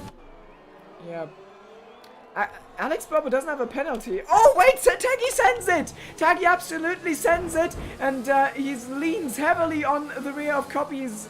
Copy decides not to turn in there. Look how much he wants that move. We're coming towards the line. I can't even put the camera on anchor because there's too much going on between those guys. Oh dear. And Taggy squeezes himself ahead. Alex Burber's now going to take the initiative, and he gets himself there. P7 now. And who's going to come out on top? Alex Burber finishes P5. Oh my goodness me, wow. Actually... Wow, that was insane. What a finish between those. Copy getting... what on earth happened there? Copy crossed the line first, just ahead of Taggy. My goodness, 500ths of a second between them. Jensen just behind as well. He will be ruining that penalty, will Jensen. He was all set there to basically jump up to P6. But as it is, it's P8 for him. But a fantastic performance. We haven't talked about Mr. Anker for a couple of laps. He won the race very, very comfortably. He didn't end up picking that 3rd warning up, and he won by nearly 8 seconds over Hugo, who again takes 2nd place. Yeah, I mean, 2 familiar faces up front, and Anker looks so dominant right now. I wonder if the others have got anything up their sleeves. I mean, Jensen said that there was gonna be a bit of a surprise. I don't know. I'm pretty sure I know what he meant by that, because shortly before the race, Hugo sent me a DM showing that he now has got the world record in France in time trial. So that is that is what I expect Jensen meant by that. So maybe on the final track, Hugo can challenge Anker, but he didn't do enough this time, and so Anker's probably gonna take the drivers' championship if there's no surprise. Yeah, I mean, he's got work to do, hasn't he, Hugo? 14 points is the gap. It's 18 for 2nd place, 25 for the win. So Mr. Anker with 2 wins. He's on 50 points. Hugo on 36 points. 3rd place is Alex Burbo, who quietly has had a very good tournament. He's on 22 points, 4th and also now 5th in those first 2 races. So good stuff from him. And as far as the teams are concerned, well, LOR again showing up in a big way. I think it's close once again between LOR and SLR for the top of the standings. after the Barcelona race. But wow, that was quite some action. Yeah, it will be really close. As I continue to. Next up, 69 viewers, by the for way. the EGL Nice League is all I Rival- have to say to that. Good stuff from good stuff from everyone in chat, watching and supporting the EGL Extreme Rivals 9. Certainly, as far as spectators are concerned, this is the biggest following we have. We're setting EGL records here as far as viewers are concerned. So really good to have you along. And we have now the third race coming up. Honestly, I was a bit worried about that because it's Monday evening and that's a really weird time. But yeah, as you say, like the viewer count is actually amazing. Yeah, no, it's really, really good. Really good to see everyone. I kind of want to bring, I don't know. So we want to talk to some people after that one. Mr. Anchor is muted in Discord. I wonder if he's willing to talk to us. Let's see if he is. So that's the situation at the moment. We're waiting also on Joel, of course, who's running around at the moment gathering info on exactly what happened in that last race. Just gonna see if Mr. Anchor is available for a chat. If not, then we'll see. Yeah, he is. All right, let's talk to him then, because certainly so far he has been the standout performer in EGL Extreme Rivals 9, and all the talk before the event, Mr. Anchor, was about Hugo's, who has been extremely impressive in SLR so far. But you've shown in those first two races you have taken the fight to Hugo's in a fair fight, and you've come out on top so far. How are you feeling after those two races? Pretty good. Yeah, it's been a good first two races for me personally. So, yeah. Yeah, absolutely. I mean, talk us through how what were you expecting coming into the tournament? Were you expecting to? I mean, obviously you did extremely well in the last one, and were you expecting to be able to fight Hugo? Yeah, absolutely. Yeah. So, I mean, just in terms of those two races, I mean, Hugo pitted early. Do you think the tires made a big difference in each of those races? I mean, Spain, I guess you were a long way ahead anyway, but China, you were fighting. It was a duel between the two of you. So, what made the difference there? Was it the tire advantage? I believe I had a bigger wings, so I was able to pull a small gap in the second sector. So yeah, but I lost quite a lot of time on the straight, so it was quite hard to keep the first place, so. Yeah, impressive that you were able to. Especially that I didn't have any ERS left, so it made it even harder. Yeah, I mean, you drained him of ERS. He was on sort of 70% at the beginning of that stint, and you drained his ERS. You made him use it to stay in DRS. So that was really impressive. But I mean, in terms of the next race, then we got Paul Ricard coming up. What are you expecting there? Hugo is the world record holder in time trial. So again, it's going to be the two of you, I would imagine, at the front unless anything happens. Are you expecting to be able to take the fight to him there? Yeah, I do expect. I guess it's going to be pretty much the same race as in China, because the slipstream is quite powerful there. Yeah, absolutely.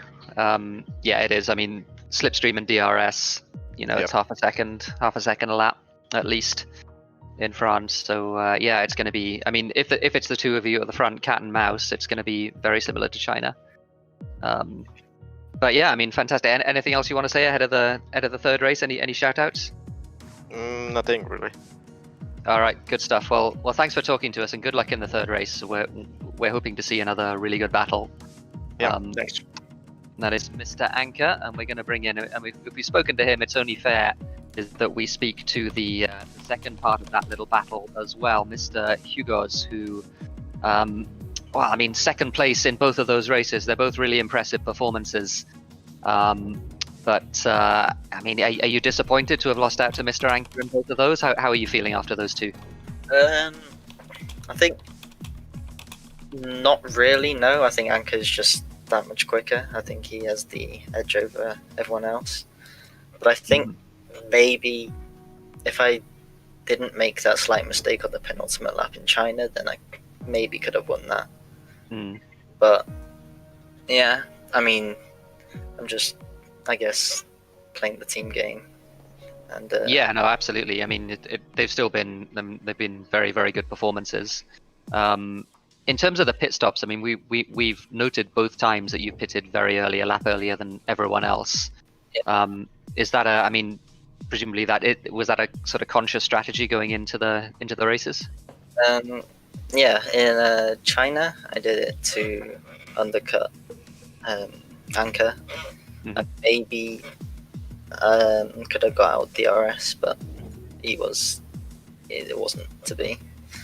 And in Spain, I did it because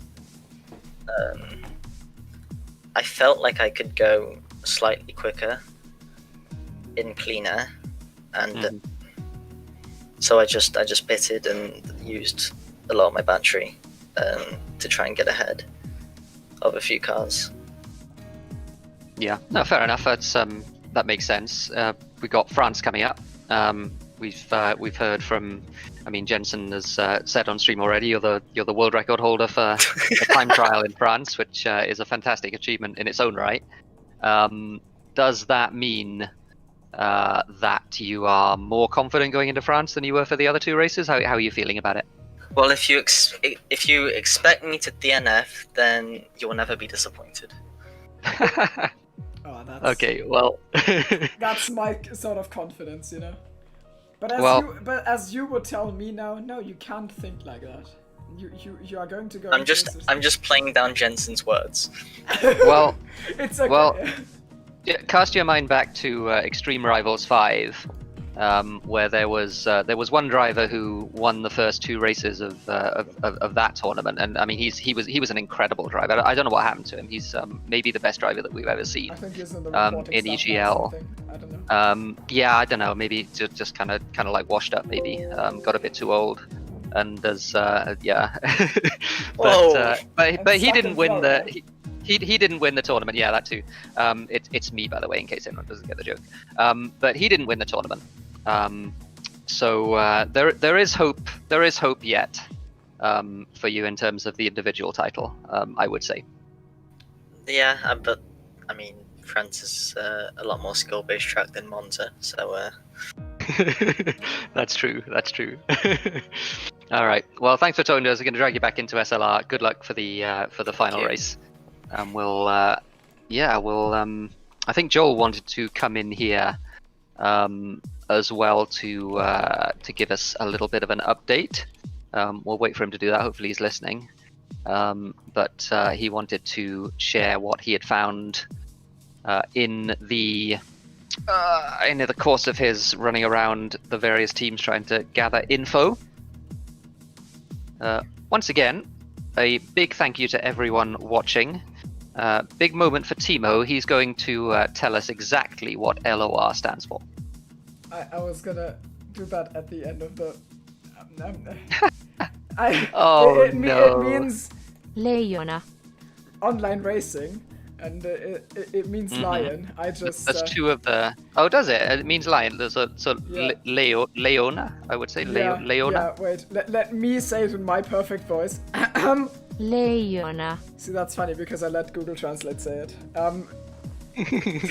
Which you could know, of course. I can't hear that, but yeah, I'll trust that it did a good job.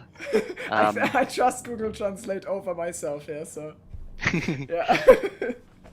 Team standings, by the way, we haven't had the penalties yet, of course, but the team standings are that SLR have a 10-point lead going into the third race. It's 73-63 over LOR. Third place is 2SRL on 37. Fourth place, DMR on 31. And still bringing up the rear, hoping to get themselves a point in the final race, is GRL. They're still on 0. Mr. Joel, I believe, has come into the channel. I hope it's him because I managed to check. But it is him, Mr. Joel. How are you doing? What have you found out? Well, there's one interesting thing. The battle between Teggy and Copy at the end of the race in Sector 3. Teggy crossed the line ahead of Copy, and they both had 3 seconds of penalties, but Copy jumped him on the line. So I wondered FIA about just that, you know. sorted Yeah, that out. I wondered about that. It did look as though Tegger managed to stay ahead there, but Copy got the position by like 600ths of a second. So yeah, I don't know. We'll see what happens with that one. And maybe might be a penalty for Teggy for the driving on the final sector, but I'll get back to you when that's been decided. Yeah. And now officially GRL are out of the running for the title. Yeah, that is true. 71 points is the most you can get from a single race. So there we go, and the gap everyone is else 73. is getting, technically, but I would say maybe DMR and 2S are out of it now, but you never know. Anything can happen. Yeah, I think realistically it's between LOR and SLR at this point. So yeah, fantastic stuff, Joel. Thank you very much. Good to have your info, and we'll wait to hear what the FIA say. Yeah, and that's going to happen on France, of course. So, we're still... Okay, I don't have the green light. I thought I had it. Okay. So...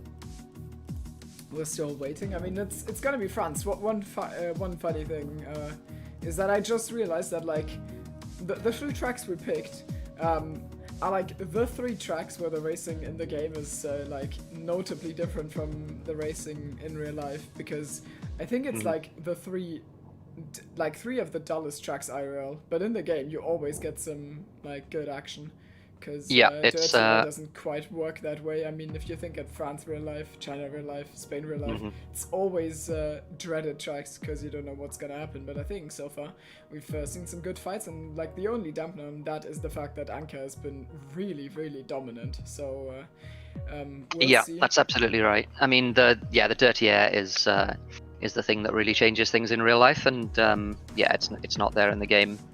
I mean, as far as Mr. Anchor is concerned, it's just been such an impressive performance. And I mean, by the LOR boys in general, but certainly specifically Mr. Anchor has just shown up in a big way.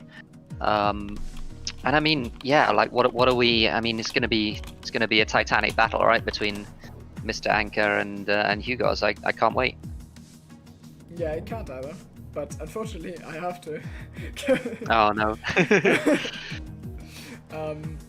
Especially, I mean, every time I talk to the SLR guys before the start of the tournament, like, they always talked about France. Like, that was basically the track they were practicing the most. So they have a slight lead now, and I expect them to be really on form there, and LOR need to bring their A game if they want to do something. So far, Anka has obviously done what he could have done, and now Teggy, for example, for LOR, but also Tillman and I'm blanking, Makenda have shown us that they are also capable. So we're gonna see that, and that is gonna happen after the track intro, which is gonna play now. For our grand finale in the EGL League Rivals number 9, we head to the Circuit de Paul Ricard in the south of France, Le Castellet, a track that has been revived for the real-life F1 Grand Prix in 2018, was before a Grand Prix that saw much use in the 90s and 80s, and has now returned to the calendar. IRL, the races have been quite dull to say the least, but in the game, in my humble opinion, quite the opposite. It has 2 DRS straights and plenty of overtaking. It is often associated with the big runoff areas you have with the blue and red stripes around it. And now we're gonna head onto the track for a hot lap of Paul Ricard in the Mercedes once again. So start-finish straight, not really an overtaking point. You go off track a little bit on the outside to get a better run into turn 1 and then 2. Barely any lifting going on there. And so you carry much speed onto the straight towards turn 3 and 4. Also a short left-right corner combination now into a little tricky section. Very, very long acceleration zone for the back straight. You need to get your foot down as early as possible, but it can be difficult if your car isn't straightened out perfectly onto the back straight with the DRS, and this is where most of the overtaking is going to happen. And there is a chicane in the middle of the straight for F1. Don't take the wrong exit route. Might be a little bit confusing to some. Out of the chicane here, there is no DRS anymore, but you could still think about making moves here with some overtake into Senior, a sweeping right-hander that is completely flat out in the F1 car before Bousseau at the end of it, where you double apex, and now we are in the technical third sector of this turn 12. Quite weird to drive very late apex, and exactly the same goes for turn 14, which is the penultimate corner, super late apex. Brake straight into turn 15 and accelerate out as early as possible, and that is a lap of Le Castellet in France.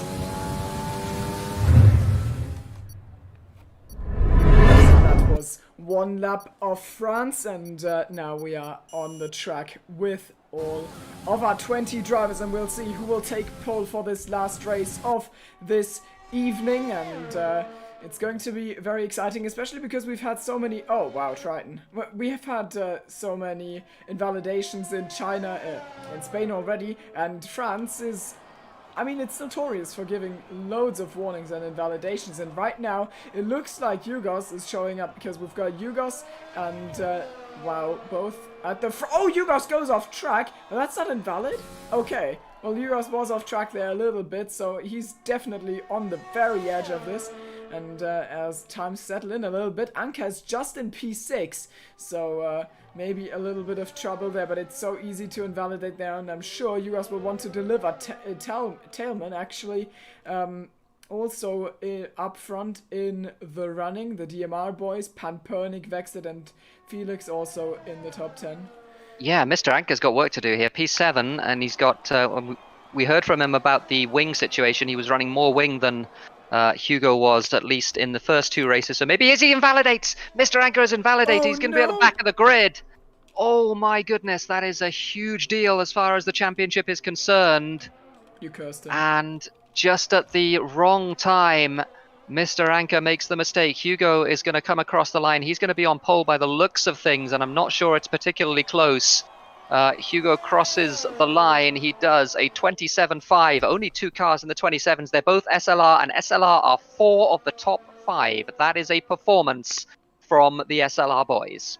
Yeah, this is exactly what they hoped they would achieve, and Teggy is the only one just thrown in there to split the SLR drivers, who are looking in great shape, just like, well, Jensen tried to convey to us before the start of this, so and opposite to what Yugos tried to convey before the start of this qualifying, so he has indeed put it on pole position, and Anka has got so much work to do now. He's at the very back. I imagine he's going to try and get himself somewhere with the strategy, but honestly, they need to hope for a miracle and SLR to really screw up if they want to take the fight to them. The gap is probably going to be too big. And as far as the individual championship is concerned, Mr. Anka needs to finish 3rd or higher to guarantee that he wins the Drivers' Championship. If Hugo wins, he gets 25 points, which jumps him all the way up to, what is that? That's going to be 61 points. So that means that Mr. Anka needs 12, and you get 12 for, in fact, sorry, 4th place or higher is the situation. So 4th or higher for Mr. Anka, and he will win the Extreme Rivals 9 individual crown, but he's going to have to do it from the back of the grid. Just some updates from the FIA. Triton retired early because he had a quali ban from the incident with Hueni in the last race. Jensen and McKenda, there's no further action apart from just a warning from Makenda. Now that bug with Copy and Tege's been moved ahead again, so Copy and Tege swap positions, and also Tege's been given a warning for dangerous driving in the final sector on Copy, and that's it. Okay, but no time penalty for Tego, which is a big deal for him. It's a big deal for the championship. The gap, that means, thank you very much, by the way, Joel. The gap for the championship now is 6 points as far as the teams are concerned. You've got the updated standings here on the screen. This is how we're gonna lead into the final race. And Yugos, not only Yugos, but SLR have got it all to lose, and the pressure is on LOR to make this work somehow and recover, but they are on the back foot for sure. Yep, absolutely right. It'll be a 13-lap race here at Paul Ricard, and Hugo will know that he can only do what he can do. He's got some rear gunners as well in the form of Wow, Copy, and Jensen, all of whom are in the top 5.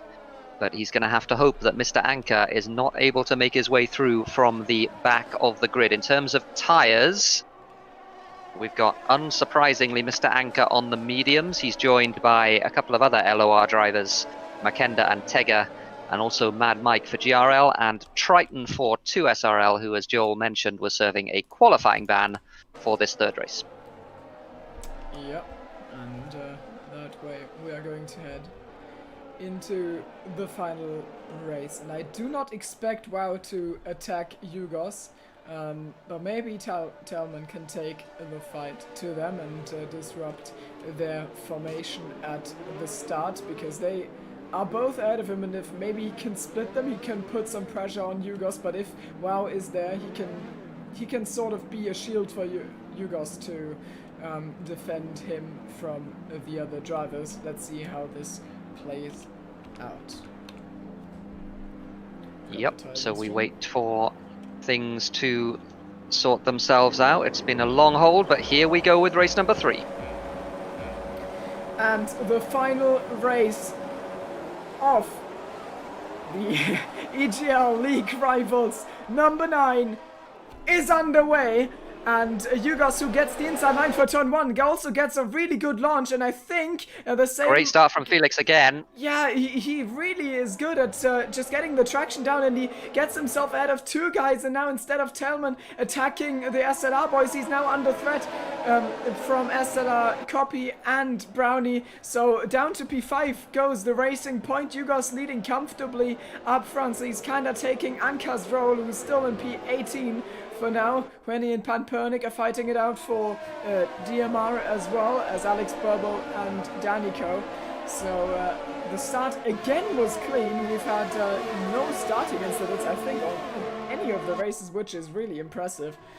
Yep, fantastic to see. Mr. Anker is struggling to make his way through the pack as well. 3 wide, a little bit ahead of him with the GRL boys.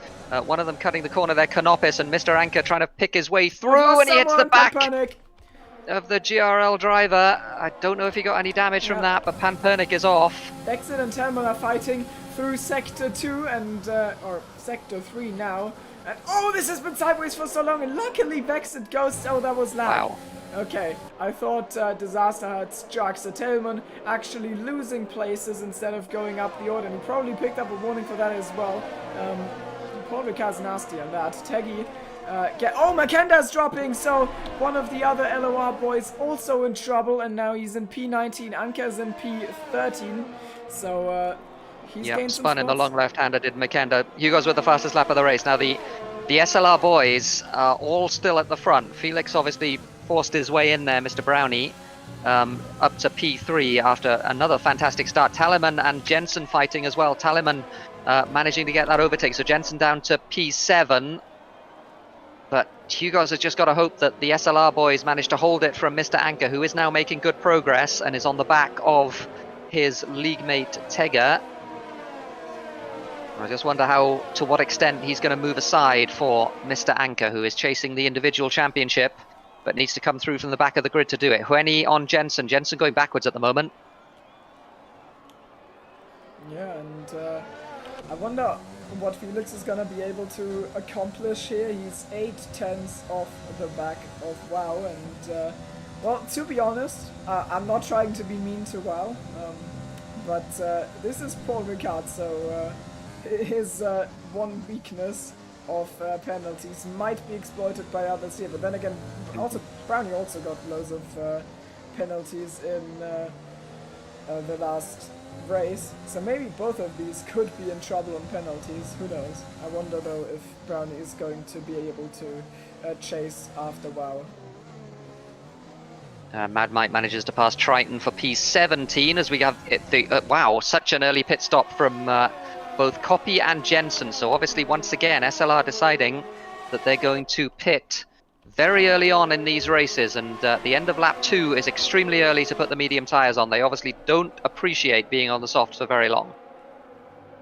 Which surprises me. I mean, this is... I thought this was one of the tracks where, at least in past games, tyres just didn't really die, so you can take the softs for a majority of this race. I think like 10 laps or something should be possible. So honestly, I'm surprised. I would expect medium runners to pit like 5 or 6 laps into the stint. There's no real reason to stay on the mediums when you can also get the softs and they don't die. So I don't know. Yeah, I don't know either. But just looking at the and that's Triton.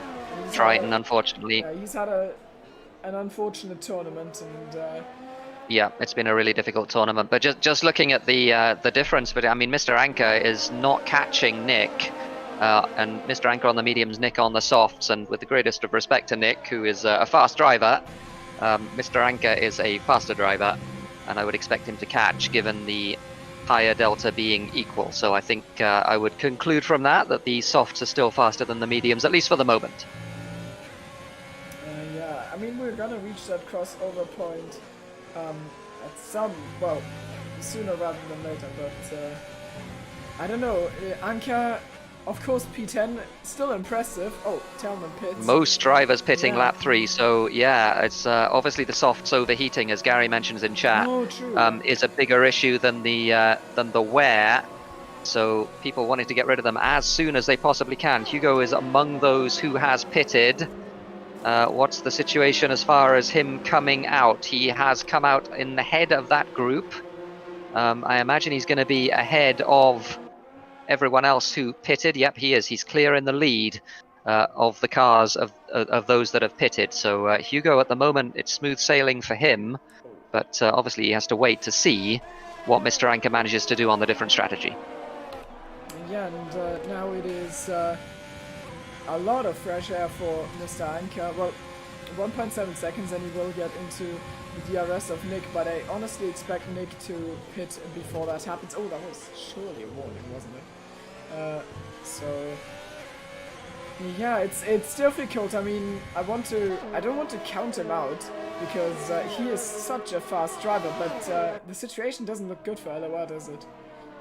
Certainly doesn't, and no warning for Mr. Anchor on this lap that I can see at least. So yeah, but LOR, I mean, they are making some progress now. Mr. Anchor making some progress on Nick, and I think he will probably, assuming he gets this corner somewhere near right, he will have DRS on the front straight this time, as the rest of the soft runners, I think all, with the exception of Felix actually, Felix is staying out, everyone else though pitting and deciding to put the medium tyres on.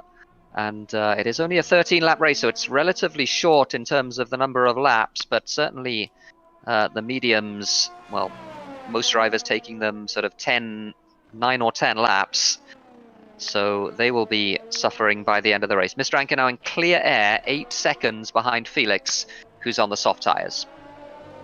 Yeah, so that's the situation right now. I mean, Felix was just about behind Hugos and WoW, so that is the real gap, 8 seconds, and WoW, well, you know, I mean, you know. Yeah, that was exit of turn 2. He went wide there. He's trying to get the move done on Vexit, who is just ahead of him, having just pitted. So was that? I guess that was an overcut from Vexit on WoW. So WoW struggling, and yeah, he picks up the 3 seconds, as you mentioned, and he now has a lot of work to do. He's going to get himself some good points in this race.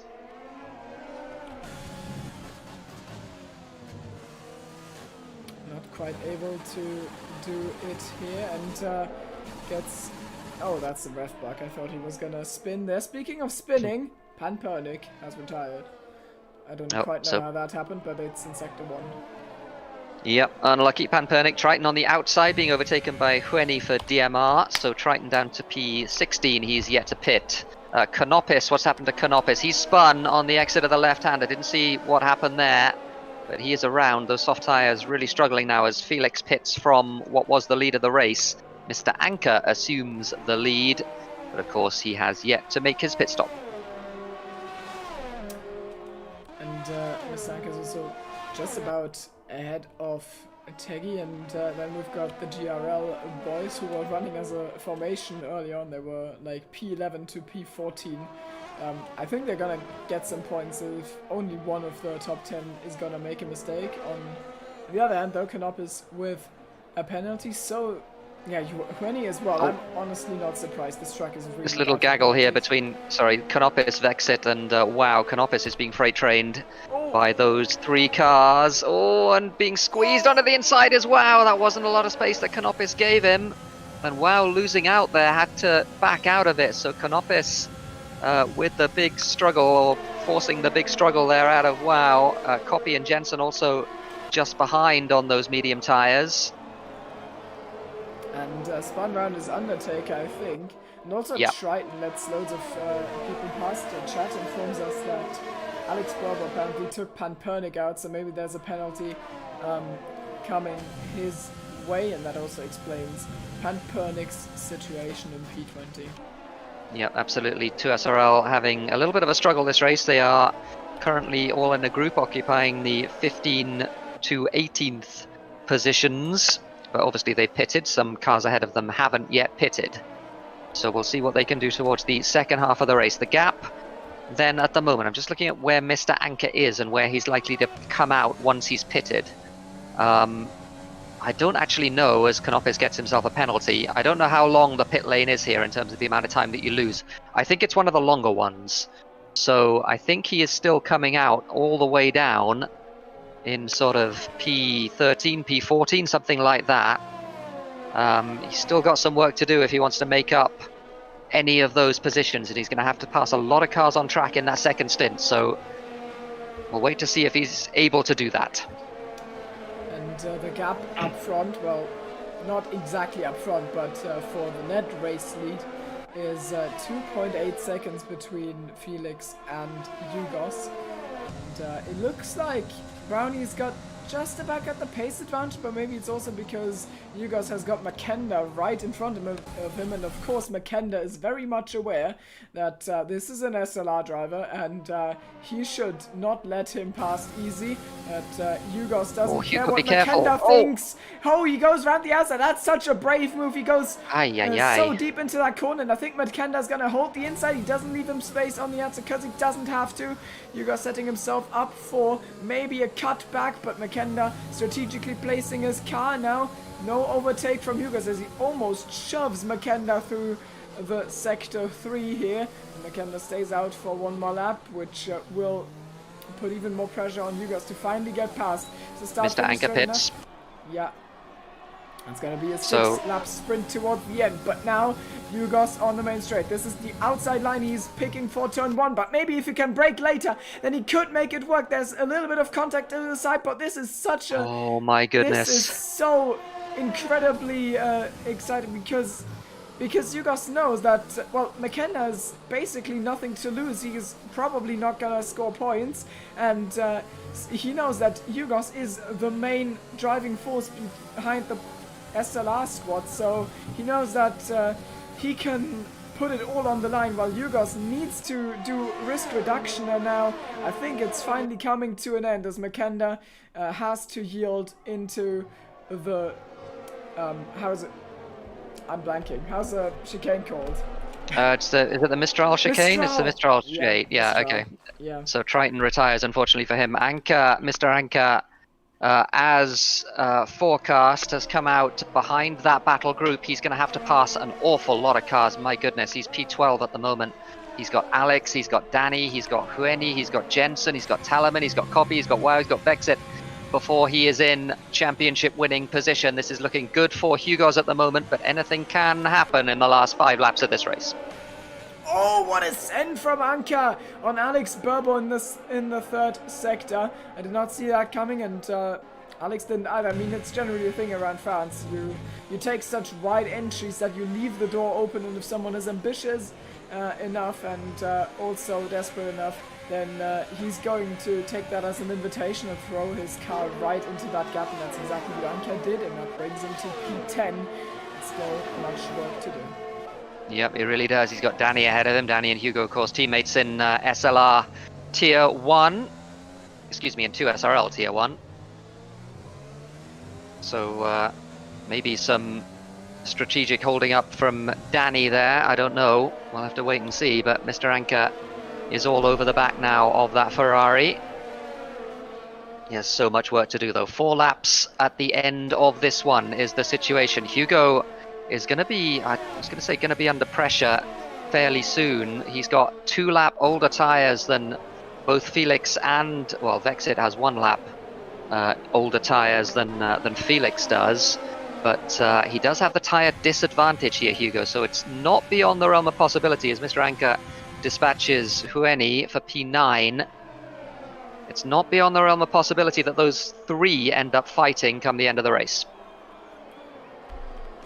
Anka has got Danny co-ahead of himself, and I think he's too far back to make the lunge work again, but maybe out of that corner. To be fair, he probably needs to stick behind for like at least a lap because he's completely out of battery, which is to be expected if you're fighting that hard. Yep, absolutely right. Up front though, Brownie just inside the DRS window. The fact that he got it on this lap will make it easier for the back straight to get it, but it's still close. Anka and Teggy throwing, well, getting themselves the fastest laps for LOR, but there's only 1 point for that, so that's not enough. Yep.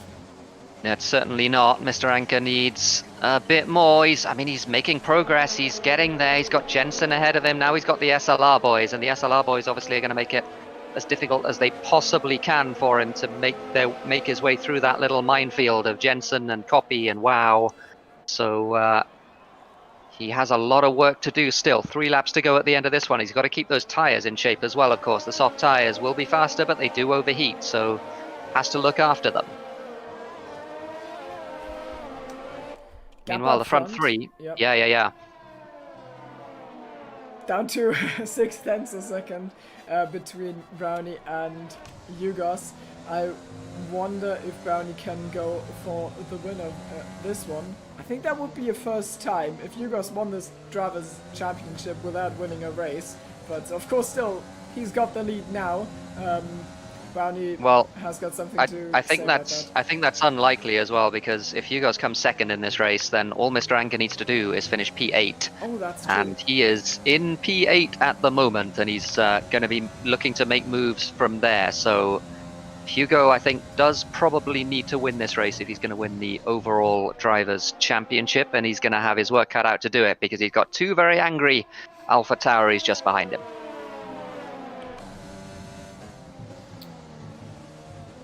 Someone's round, that is Canopus in P18, so GRL don't look like they're gonna pick a point up, unfortunately, but for the next tournament I assume they are going to practice extra hard. I mean, they are new here, so they probably didn't know what the level was gonna be, and for sure now there is a big incentive to step their games up even more, because I mean, being last on this grid isn't too much of a shame.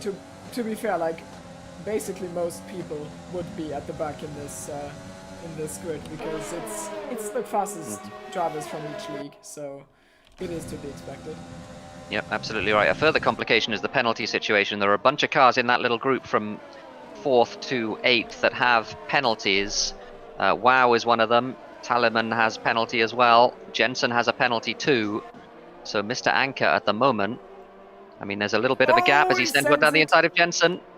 And Jensen that was a little bit of contact.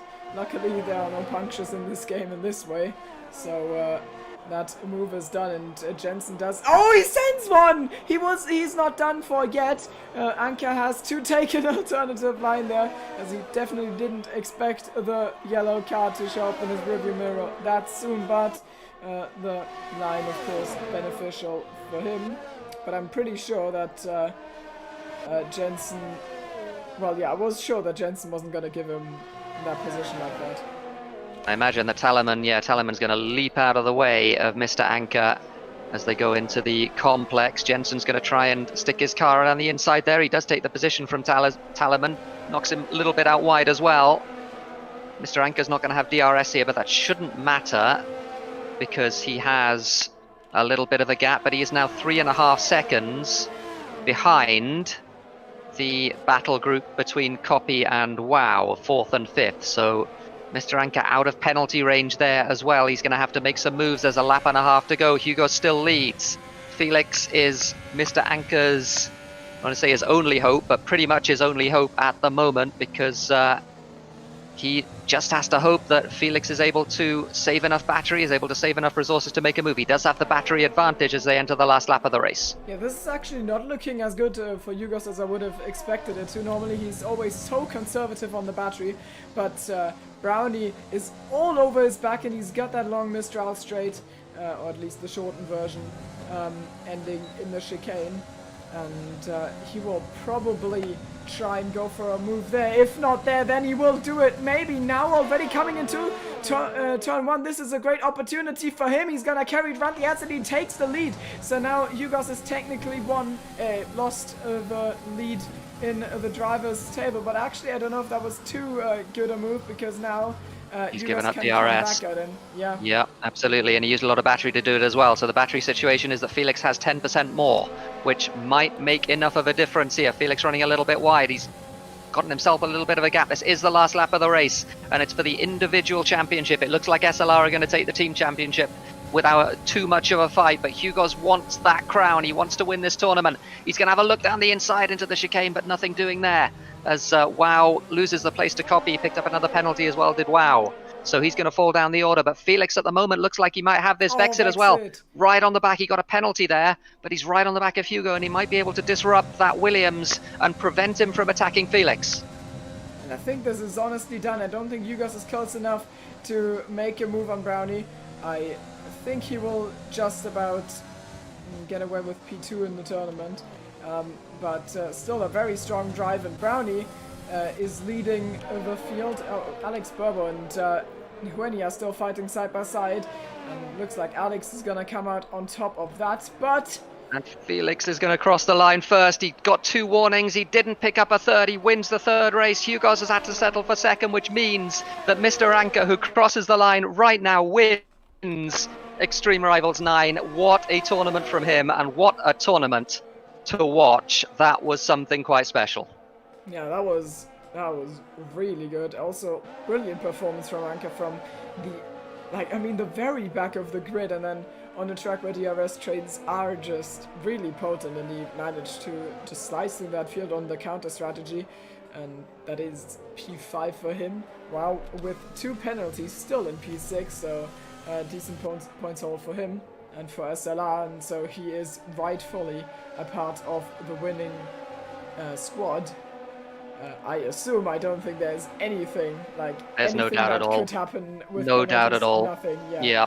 SLR have won the team's championship as we suspected that they would. They were the favourites going in. Congratulations to SLR. Congratulations to Ocean Chief and to the whole of the SLR team for a fantastic performance. But in terms of the drivers, Hugo not quite managing to get it at the end there. It was, it was several things, and you have to say Makenda holding up the Williams there for those 2 laps and losing him time. That was what got him back into that DRS train, excuse me.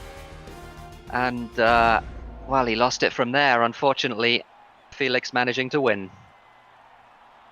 Yeah, and I'm also sure this will mean that DMR gets themselves into P3 at least in the league standings. So last tournament's champions, 2 SRL, find themselves probably in P4 of the standings, and the thing that that will mainly mean that they will be even more eager to bounce back next time. But this time it didn't work out for them at all. Yep, absolutely. It's really good showing by DMR in general. Vexit as well, putting in a really good performance there in fourth place, finishing there in a Paul Ricard. LOR, I mean, LOR, you have to say, really struggled in that last race as a group. I mean, they had been reliant to some extent on Mr. Anker in the first two races, but certainly the third race, Mr. Anker obviously not at the front, had to fight his way through, but managed to do that well enough to take the championship. Oh my goodness, I'm exhausted after that. That was something quite special. They put on a hell of a show. Yeah, I think this is actually quite a common theme. I'm struggling to point at specific examples right now, but I think we've had it quite a lot that like two squads were going head to head, and then the last one suddenly everything falls apart for one of them. I know it happened to two several once in the night two-day tournament where I think at Bahrain there was suddenly all of them were nowhere. And it certainly happened before in the first ever tournament we had with the fight between Revo and Ethnic back then. And then Revo spun in the one-shot qualifying at Suzuka in the last race, which concluded that. And here are your standings technically, but they are of course not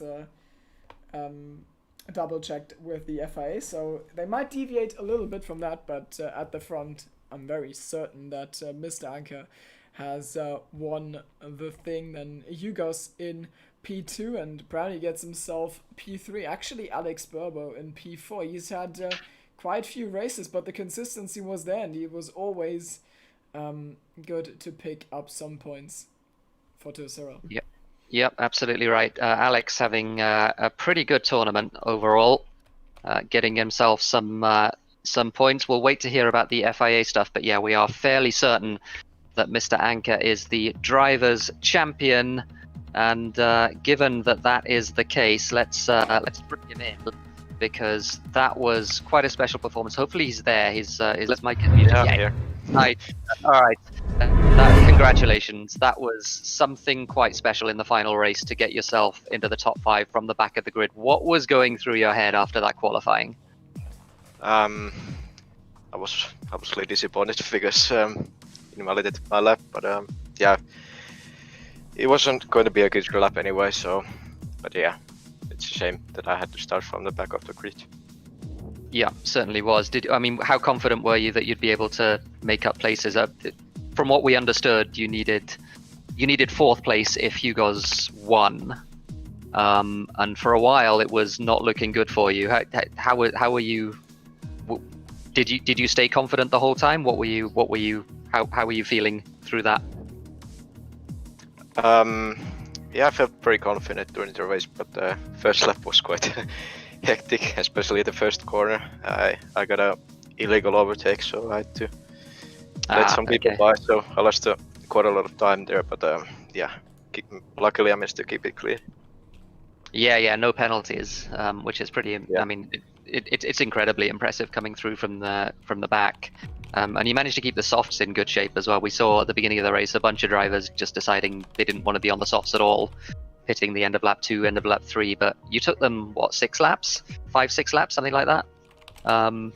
So I mean, how difficult was it to keep them sort of not overheating? It wasn't that hard, to be honest. Okay. Well, I mean, just huge congratulations. It was a hell of a performance. Yeah, thanks. I mean, that's. Are we going to see you for the next one? Are we? We're going to have the next tournament. I would imagine at some point in the next sort of 2 or 3 months. Are you still? You're still going to be here? We'll see. We'll see. All right. Well done again. I'm going to drag you back into LOR. That was Mr. Anker who's won the drivers' championship. Brilliant performance. And the unlucky runner-up in that one was Mr. Hugo, who, I mean, just those last few laps were gut wrenching because we saw the tire disadvantage, we saw the battery disadvantage that you had. What was going through your head there in those last few laps? I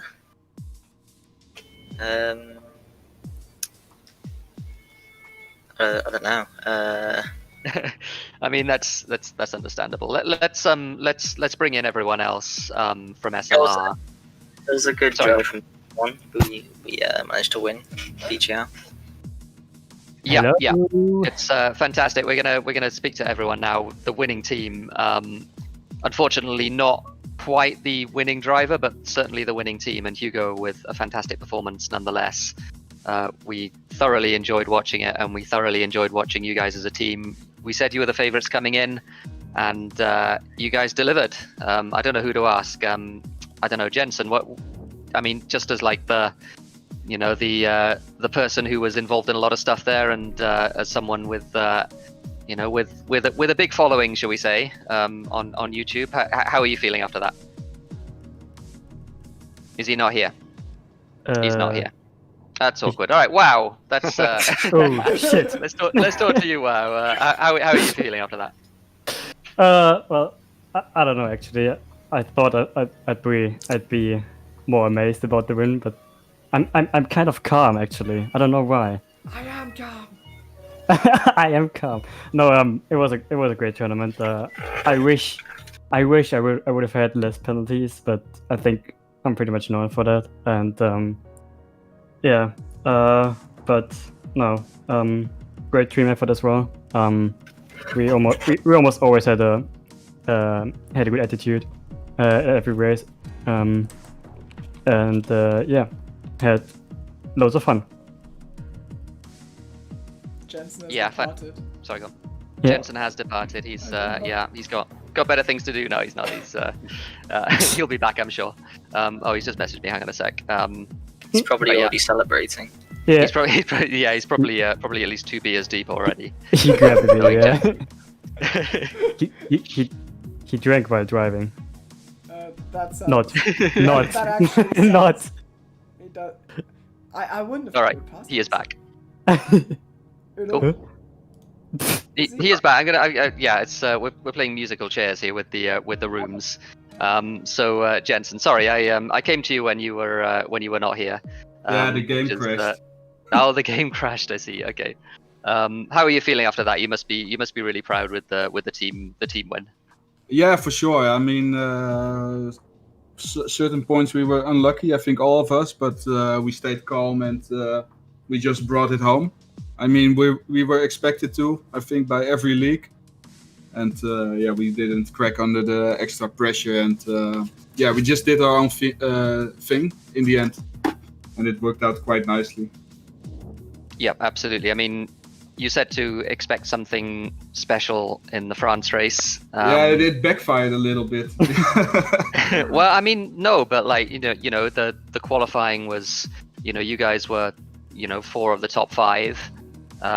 You were all competitive in the race. It was a really good race as far as you guys as a team were concerned, and that was what brought you home in the end in the championship. So I mean, didn't win the race, but certainly put up a really, really good show. Yeah, true. Yeah, the surprise would be the massive undercuts we did in lap 2 and 3, but we didn't gain as much as in practice somehow. So. Like end of lap 2 to pit. I mean, is it that difficult to keep the softs under control? Not under control, but the mediums are just immediately faster somehow after a lap. So Copy and I pitted lap 2 to try to get all 4 cars in the first 4 positions, but didn't work out that way.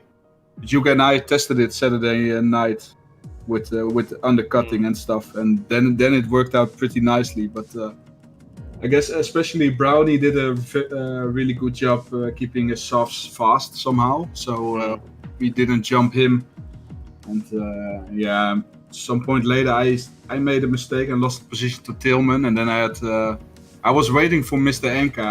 I was just laughing. I was just battling them and trying to get them nervous and stuff. and Tillman let Mr. Anka by, and then I dove on the inside immediately again. So it was a nice scrap there for the lower top 10 places. But Hugo and Wow and Copy had it under control, so it was. I could race flat out. I knew we had it in the back at that point, so it was. I had nice battles. Maybe I didn't have driven at the front a lot, although I had 10 laps of Spain, I think, because of the strategy. But I really had nice battles and overtakes, which I really enjoyed.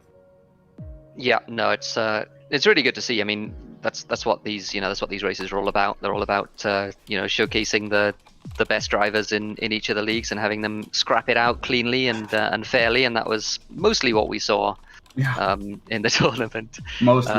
Mostly. Yeah.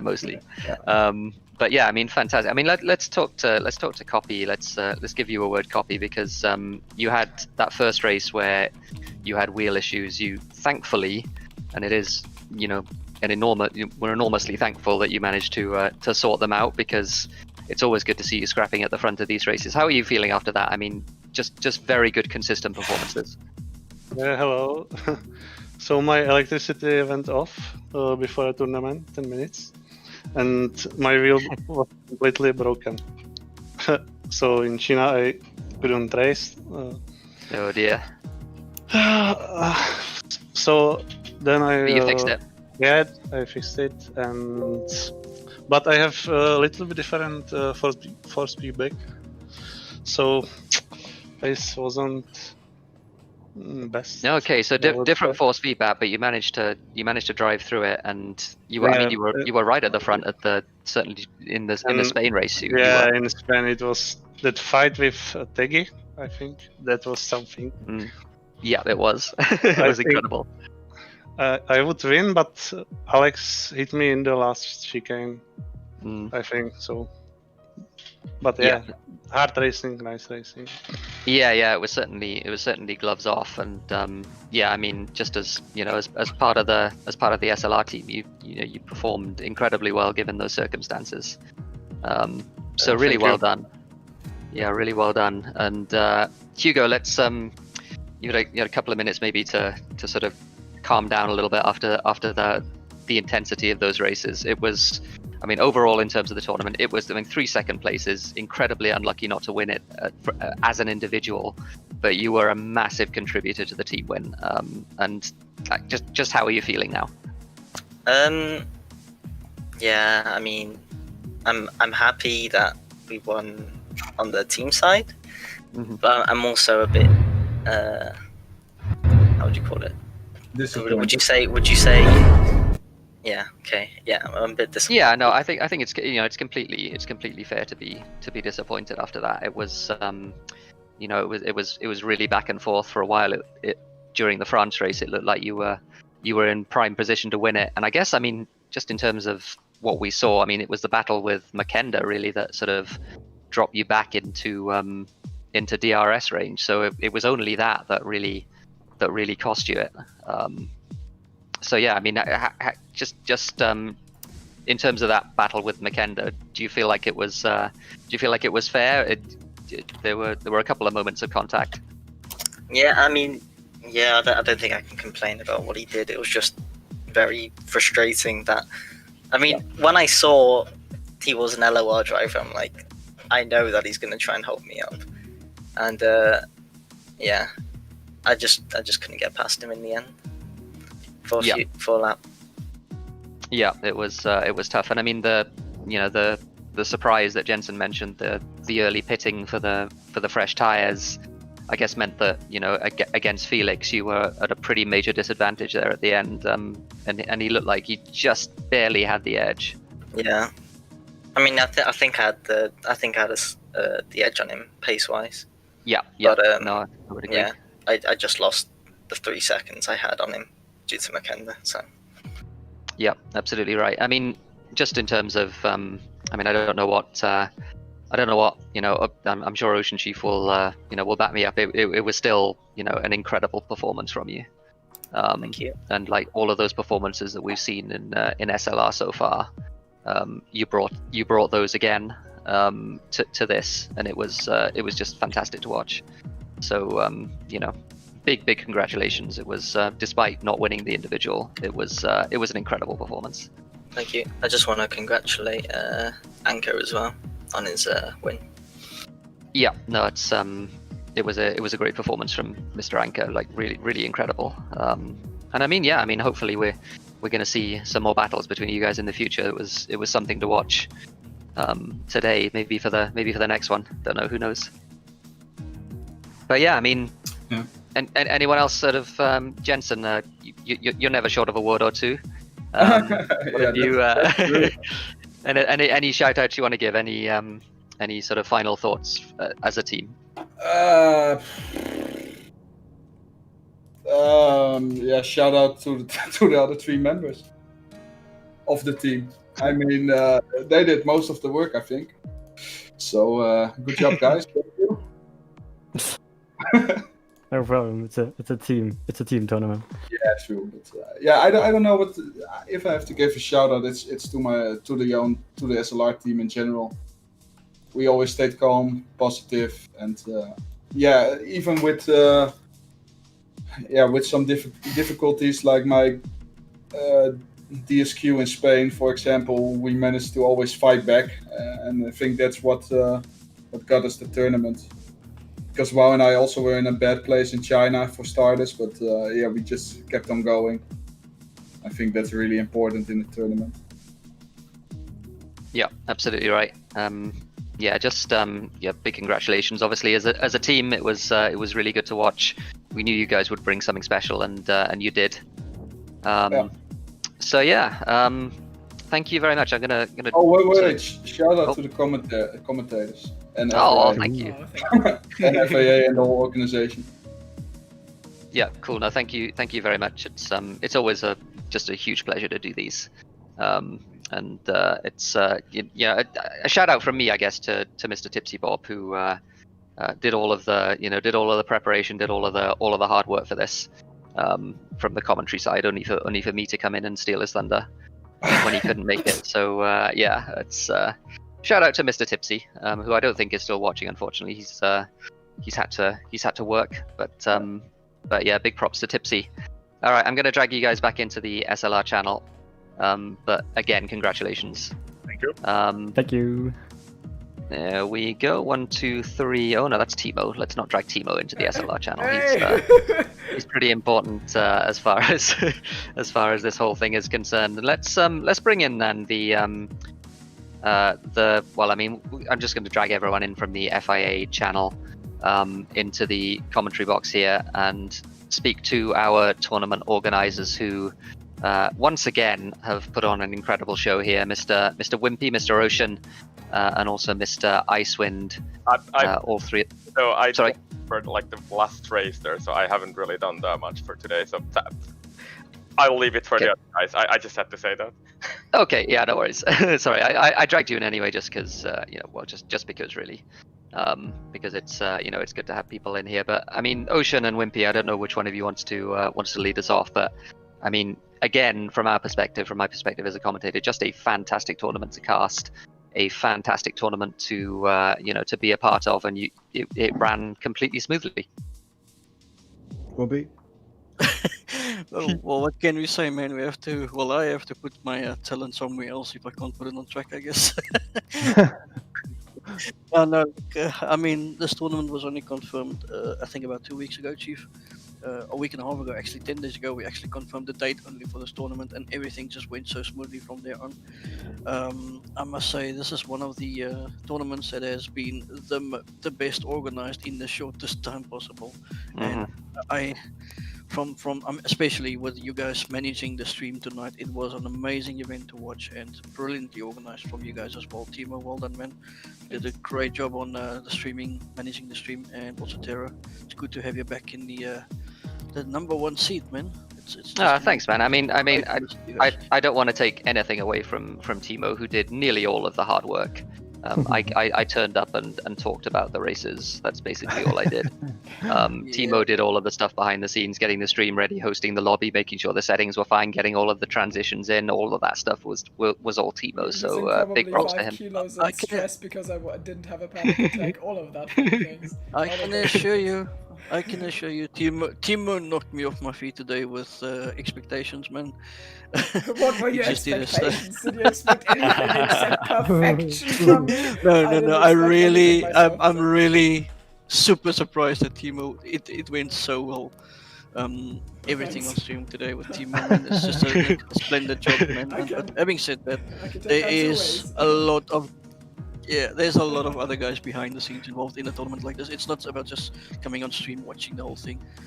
Most of the people, they don't actually know what's going on behind the scenes. It is, I wouldn't say chaos, but it's a busy evening for the whole of the FIA, the point system guys, like which I'm working with. Special thanks to all those guys, including the new guys that came on board tonight, in the forms of Gula and Sunny, Joel being the pit lane reporter.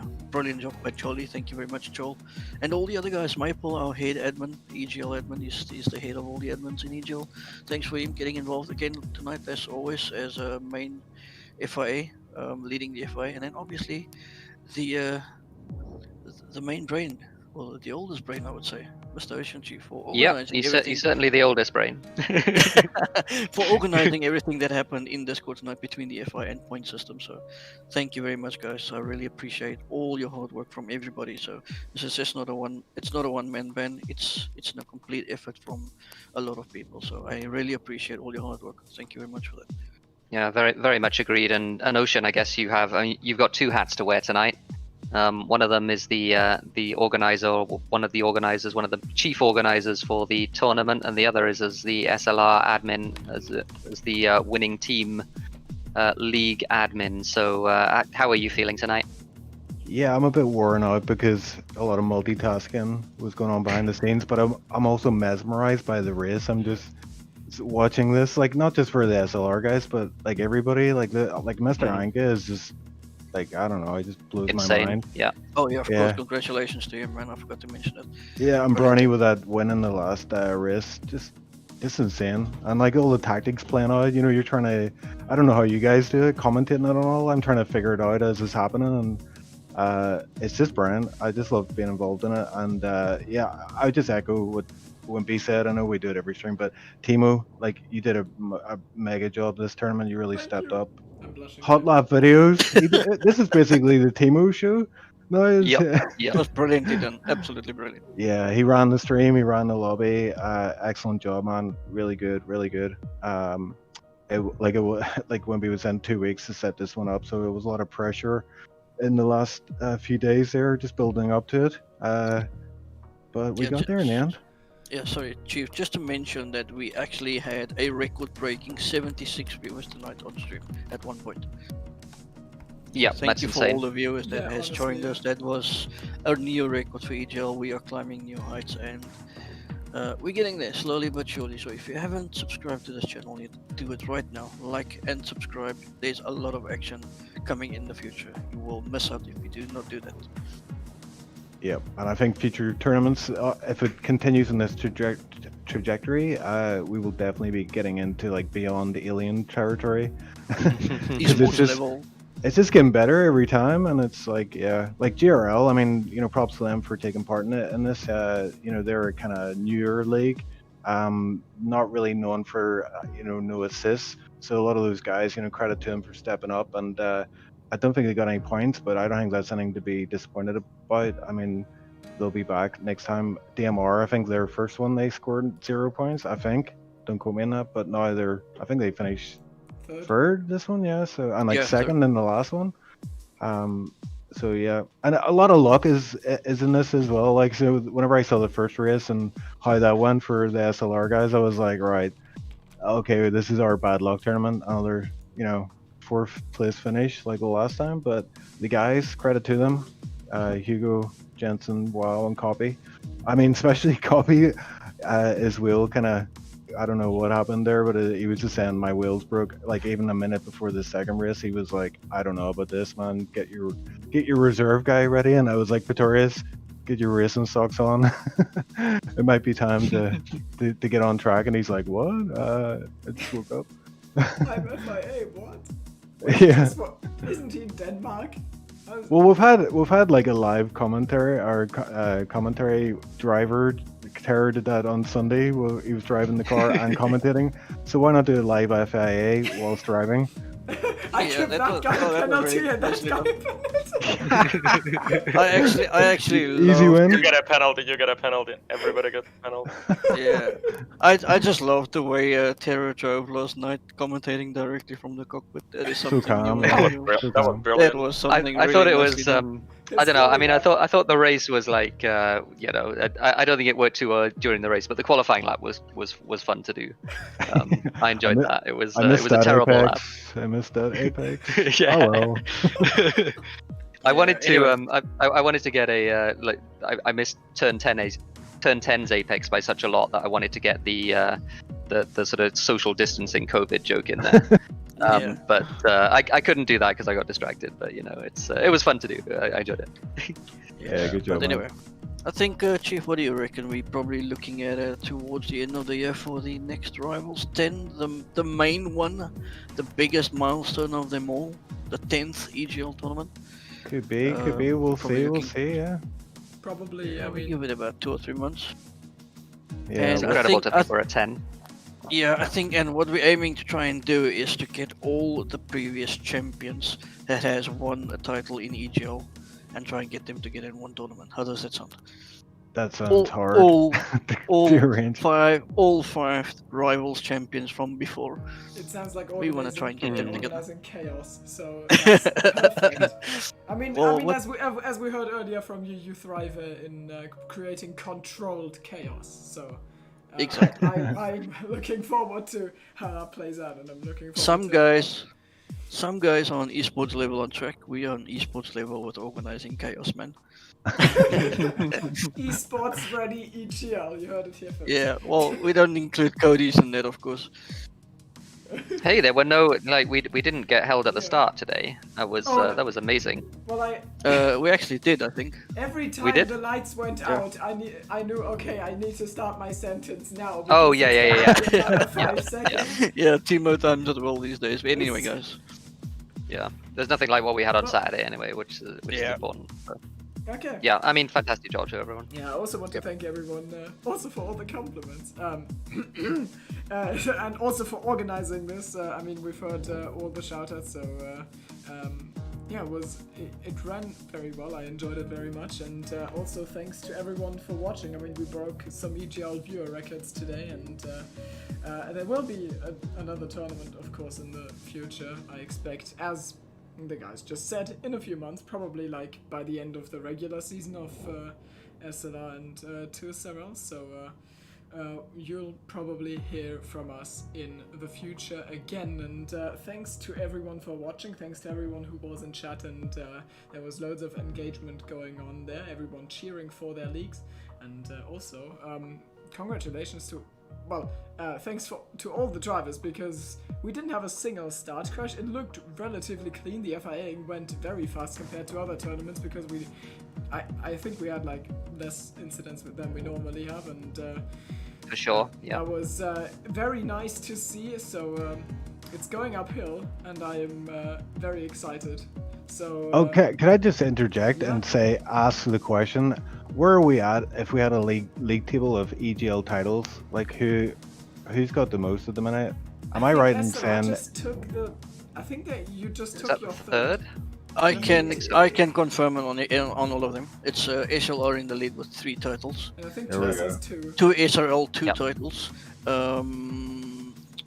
LOR has got 1. And then we have SOR has 1 as well. And then there's another league that's got 2 WWR. titles. There we go. WWR, They yeah. got 2 titles. So those are all our previous winners of EGL. So Okay. yeah, in the lead, SLR combined second is 2S and WWR with 2 each. Okay. Yeah, So that's I it. think that's a wrap then. And we have got, of course, I need to do the plugs. Racing is going to resume as normal tomorrow This week we're at Monaco, so that's gonna be exciting for Tour SRL and SLR. And next week, basically this time slot, 1930 CST, starts the third season of Tour SRL Assetto Corsa Competizione in the GT3 cars. So racing will resume as normal, and we're looking forward to hopefully seeing you there. Thanks everyone, and have a nice evening. Bye bye. Job. Goodbye.